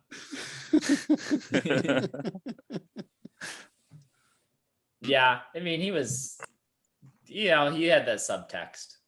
It's like, yeah, I don't want to like go through the hassle of getting a new body and trying to remember what happened and all that, but So what did everyone think of the session? That was good. I thought it was a lot of fun. The battle was kind of a slog just because it just so happened to be our weakest possible points that they were like strong against. They were just best counters you could think of. Well, it didn't But- help that we had just come off of an ancient dragon battle. It's true, I mean, but Technically, right, that is part of the game. Sometimes there are yeah, more than one fight a day. what? yeah. Uh, But But also they were perfectly set against Clave with True Sight. I mean, that cancels out 50% of his spells right there. And then the fact that they were immune to necrotic damage, even if I had my highest level attack spell available, couldn't have done anything to them there. So it probably would have been just Clave sniping with mind slivers anyways. But I mean, other than that, I thought it was really a lot of fun, especially getting to uncover what was going on and like having to think through all that. I thought it was a lot of fun. Yeah, if I had to change one thing, I might have given them the golems something other than a slam attack, because at one point it just started feeling like repetitive, like they were just slamming over and over, and you weren't casting. That was the thing I thought was going to be the annoying part of the fight, was that they were going to keep trying to get close to the spellcasters, and then spells would be cast. But once they had started hammering on Zarius, and that turned out to be effective, I figured they would just keep hammering on Zarius.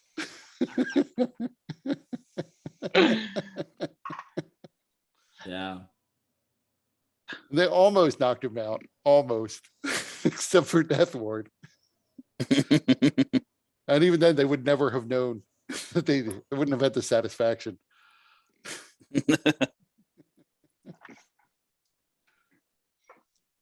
Yeah, I Yeah, didn't it was fun. necessarily think about the fact that they were immune to necrotic and radiant, and that was going to slow the fight down a lot.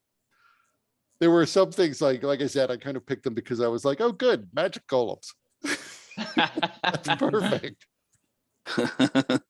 all my right. damaging cantrips are either radiant or necrotic. Right, and the fact that they can essentially waste their reaction to counterspell if they're close enough to the source. I was like, oh, that'll be fun. And then again, it was like, oh, they were close to Zarius all the time. Yeah, it was I thought it was really cool just because it was so close to the fight with the dragon, and it really like stressed our resources to try and deal with these guys. And at least for me, I had to think outside the box. It's like, okay, I have a cantrip that I can use against these guys. What else can I do? So Yeah. But you were able to figure out that they explode. I was expecting that one to be figured out when they exploded. So with Clave's really high intelligence, I'm really trying to play him as very intelligent. So I keep looking out for those things to like make connections. And even if he wouldn't necessarily get it with a check, I'm trying to role play it out. So because he's definitely smarter than I am. Yeah. All right. T-Hole would pick up a dart, by the way. He would collect his darts. Yeah, I assume you always collect the magic darts Yeah. that are the magic reusable darts. I won't Yeah. tend to just say like, what, you never expressly said that you were picking up your magic items when you were done. So you left them behind. That's fair. That's Hey, fair. I still got spell slots. We can take on Temple One. If you could get out, that's the problem. Yeah. Yeah, I don't think Alright, knock well, is gonna knock will not knock down a wall. I think it depends. But Well, I guess we'll see. yeah, Just, there might be something you could do to like break through the wall though. I You actually could do have a long I rest and have a all spell your spells prepared back. for that. Actually, it's just I can't use it anymore. Right. And then I have discover stone the shape. walls are like shielded. Magic ricocheting off the walls in a They're magic narrow absorbing. tunnel. Yeah. Yeah. All right. I'll talk to you guys later. All All right. right, thanks, man. Later. Have a good night. Bye.